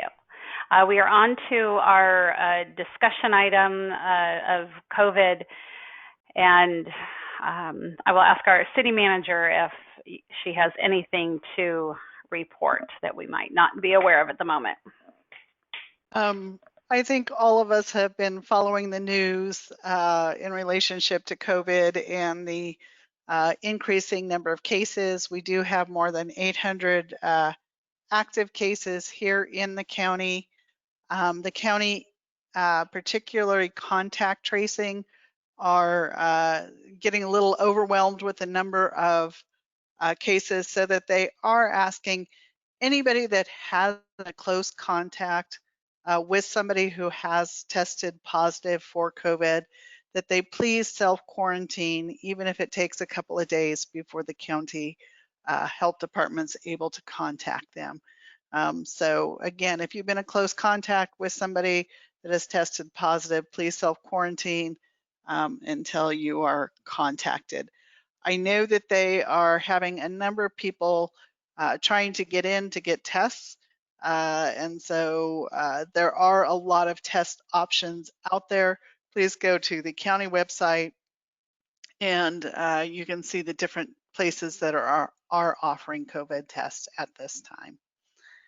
I don't have anything else to add to that. I will say they are also asking that if you're wanting to be tested in order to travel, they're asking you to please not do that, because they are being a bit overwhelmed with testing and they need to save it for people who have been in contact with or symptomatic. And so if you're simply doing it just to check before travel, to try to not use the county services that are available, maybe go private and get that on your own. Any questions from council? No. Seeing none, we'll open up this item to the public for public comment. Luke, is there anybody on the webinar or on the phone that wants to speak on this item? There is not. Thank you. And our city clerk, have we received any comments via email? We have not. All right. Well, we will close public comment and we will move on to council announcements and committee reports. And I'll just kind of go on my screen here. I'll start with Councilmember Newsom. We had a DRC meeting last week that reviewed another proposal for the Dove Creek mini storage unit. I think it's moving on to Planning Commission, and nothing else to report other than happy Turkey Day. Thank you. Mayor Pro Tem Bourbeau. Yes, sorry, I had to get myself off mute. Yes, last week IWMA met and discussed the strategic plan and the direction of the IWMA. And the board, we voted 11-1 to keep the IWMA focused on only those things that are mandated by the state, especially with the onset of SB 1383.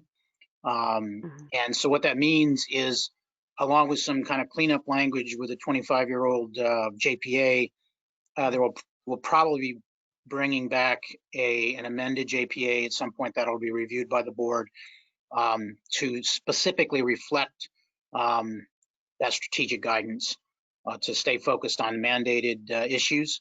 And that would have to come to each city to be agreed. Under the terms of the existing JPA, any changes do have to be adopted unanimously ultimately by each jurisdiction.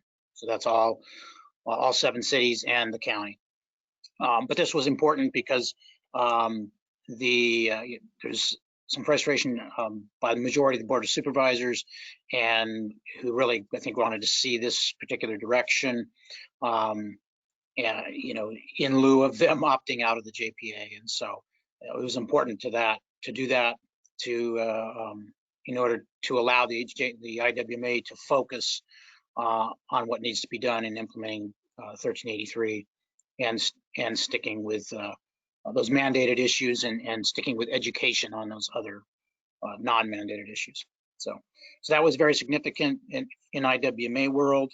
And then lastly on that, I am now the Vice President of the IWMA board. And then separately, I was selected and will remain on the League of Cities Revenue and Taxation Committee. Okay. Well, congratulations on the vice chair appointment. Councilmember Fonzie. Kind of more one of a, somebody had to do it. I would add, though, that for balance, so the board president now is Robert Enns, who represents special districts, and he's with the Cayuga Sanitary District. And then, and I didn't know this, that because I should have, since I was in that spot, really intended for the past president, but our past president, Jeff Lee, has been gone. And so I was in that spot. And now Aaron Gomez, who's been president of the board until this meeting, didn't run for re-election in San Luis Obispo, so he's leaving. So he can't occupy the past president's seat on the executive committee. And so that's going to be occupied by Keith Storton from Arroyo Grande, which gives us somebody from the North County, the South County, and the coast. Thank you. Councilmember Fonzie. Thank you. No report, just wanted to wish you all a happy Thanksgiving. Thank you. And Councilmember Funk. Yes, the Homeless Services Oversight Council met last week, and one of our discussion items was how it's happening with warming centers across the county, because as you know, these are hard to locate, and these are also important services around the county for folks to have access to. And they Paso Robles now has they're able to accommodate in the in non-congregate shelter. I'll check my notes, but about 15 people, 15 rooms right now a night. They get about twice as many requests for rooms as they have that they're able to accommodate right now. That situation will change shortly, when ECHO is expecting in early December, I believe December 10th, to close escrow with Hepslow and People's Self-Help Housing on the Motel 6 property. And then part of that will become shelter beds, and part of that will become permanent housing. So that's going to change the equation in our part of the county a lot, coming up soon. Forty Prado is running a warming center on cold nights, and they're able to accommodate people. And they also have 5 cities lost their location that they had last year, but expects to open up in another location by the end of this week, as of the last report. So we're trying to get a range of services around the county in a variety of locations to keep people from freezing to death on the streets at night. That's a base who start with that really basic thing.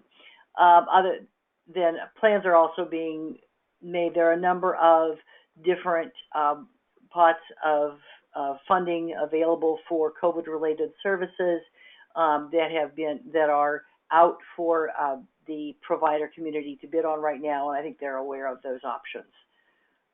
If you're interested or know people that want to do something new in this area, this is a time to pay attention. Thank you. For my report, I'll slow cog next week. EVC, kind of still working through some changes. We do have our interim director, who's Executive Director Maria Kelly, is working out nicely. We've received a $50,000 grant from B of A, Neighborhood Champions, and so that will assist us in the work that we're doing with partnering businesses with, childcare providers and kind of helping to facilitate that. That's something that EVC before COVID started looking at that, and so sort of set the stage for us to be eligible for that grant funding. Let's see, last week, just to let you all know, last week I participated in a panel that was presented by the Latino Outreach Council and the NAACP. So I was on a panel along with Sheriff Parkinson, District Attorney Dan Dow, Supervisor Gibson, and two police chiefs, one from Oro Grande, and I think the other was San Luis Obispo, and myself. So very professional, very nicely done panel. Jacqueline Frederick of the Latino Outreach Council moderated, and I think we had a really good discussion, and I know they're planning on more. So wanted to let you know that. And this will be Roberta's, we're going to be here, in 3 weeks and say goodbye to Roberta, but this will be like her last council meeting of actually, sitting in and deliberating and being part of the process. And I just want to acknowledge that and say it's been an honor to serve with you these last 8 years. And I'm so grateful for what you've done for the community, done for Atascadero. And of course, we'll say goodbye later, but just kind of mark this evening. And of course, a happy Thanksgiving to all. And with that, I will ask if there are any individual determinations. I hate to keep us. It is the Tuesday before Thanksgiving at 9:40 p.m., Charles. It is. And maybe this wait, but I do want us at some point in time to discuss what do you call it? Airbnbs, VRBOs, whatever we call those, whatever the generic term for those kind of things are. I've received some complaints regarding non-owner occupied Airbnbs, becoming party houses, that sort of thing. And I think it's just something that, it's been addressed in some of our more tourist-oriented communities around the county in Paso and Morro Bay, and I think it warrants a discussion on our part as to whether or not we need to put some sort of limitation on non-owner occupied Airbnbs.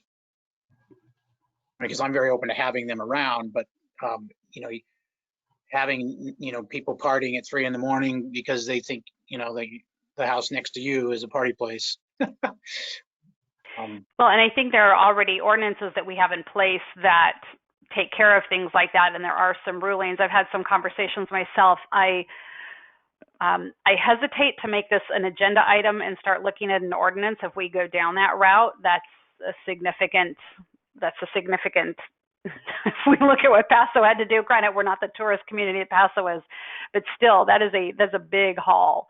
And so there are other things that are going to get put on the back burner if we decide to do that. So having that conversation is one thing, but I don't know if that's actually necessary right now, if that can be handled at a staff level and even through the T-bid. But Councilmember Funk, your thoughts? Yeah, I was wondering if Mayor Pro Tem, if you were thinking that this is something that we needed to put some kind of moratorium in place while this, because this is probably something that's going to be dealt with in our general planning process. That's what we had discussed earlier when we talked about this, back in our strategic planning at the beginning of this council, that would be a time to potentially deal with it.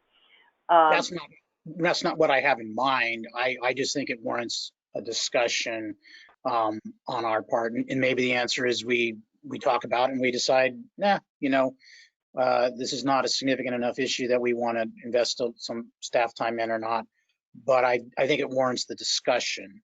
But no, I'm not looking at a moratorium. That's not what my thing is. It's just, I think I've heard enough complaints about it that I just think it warrants a discussion. So that would be a discussion of issues and options with a minimal staff report? Right. Actually, I wonder, is it something where it would sort of be like the COVID discussion item that shows up on the agenda, but we're not asking for a staff report? I'm okay with not having a staff report, but I mean, inevitably, maybe I could provide some questions to staff ahead of time, and they could just address some of those specific questions as opposed to writing a staff report out of thin air. Just maybe here's some questions I'd like to ask them about numbers, because I don't know how many, I don't have any idea how many, well, actually I do have some idea, but how many bed and breakfasts, or not bed and breakfasts, of these types of things we have licensed in the city. What do our current rules, to the extent we have any, what do they say? That kind of thing. So I might have some questions about that we could be more specific with questions, as opposed to expecting them to write up a staff report out of thin air and try to guess what our questions would be. I see our city manager, so I'm going to see when she pops on the screen, I know that she's got something to say. I just want to try and figure out where this fits in the priorities. You guys have an extremely busy January and February as we are undertaking D20 community outreach, trying to set the council priorities, set the work programs, and started figuring some of those things out. You have some zoning update that's coming up. You have a number of things. Certainly, the questions that Mayor Pro Tem Bourbeau asked, number of licensed businesses, probably he'd be interested too in the number of licensed businesses that actually appear to be operating. We can go through all of those very easily, but the anything for you to have a robust discussion about Airbnbs would take a significant amount of staff time. So if you want us to research other cities and those types of things. So I'm just looking for some direction if this is a way you want to go. I could give you some questions, and that should be relatively easy to answer, and maybe that'll just satisfy my curiosity. Otherwise, I mean, I could certainly think that this could wait till March to have a discussion about it. Okay, Councilmember Funk. Yeah, would a very short bit, would the responses to a few questions about the current status of our regulations, the process by which people who are experiencing problems in their neighborhood the complaint process is a community education, and just an update on the numbers of businesses operating. Would that, and something about location, would that be germane to the discussion of the zoning update? That is actually a very simple answer type of thing, and something that we could get you if you're looking again for the number of businesses, the process that they go through, what neighbors should do for complaints. I'm going to tell you right now what neighbors should be doing for complaints. They should be calling the police department for any loud noises past 10 o'clock right now. Parking problems, all of that. We do have 24/7 hour contacts for every Airbnb. It is part of the rules for the city. So we can contact the owners immediately of the Airbnb, even if they are not on premises, in addition to contacting the people at the thing.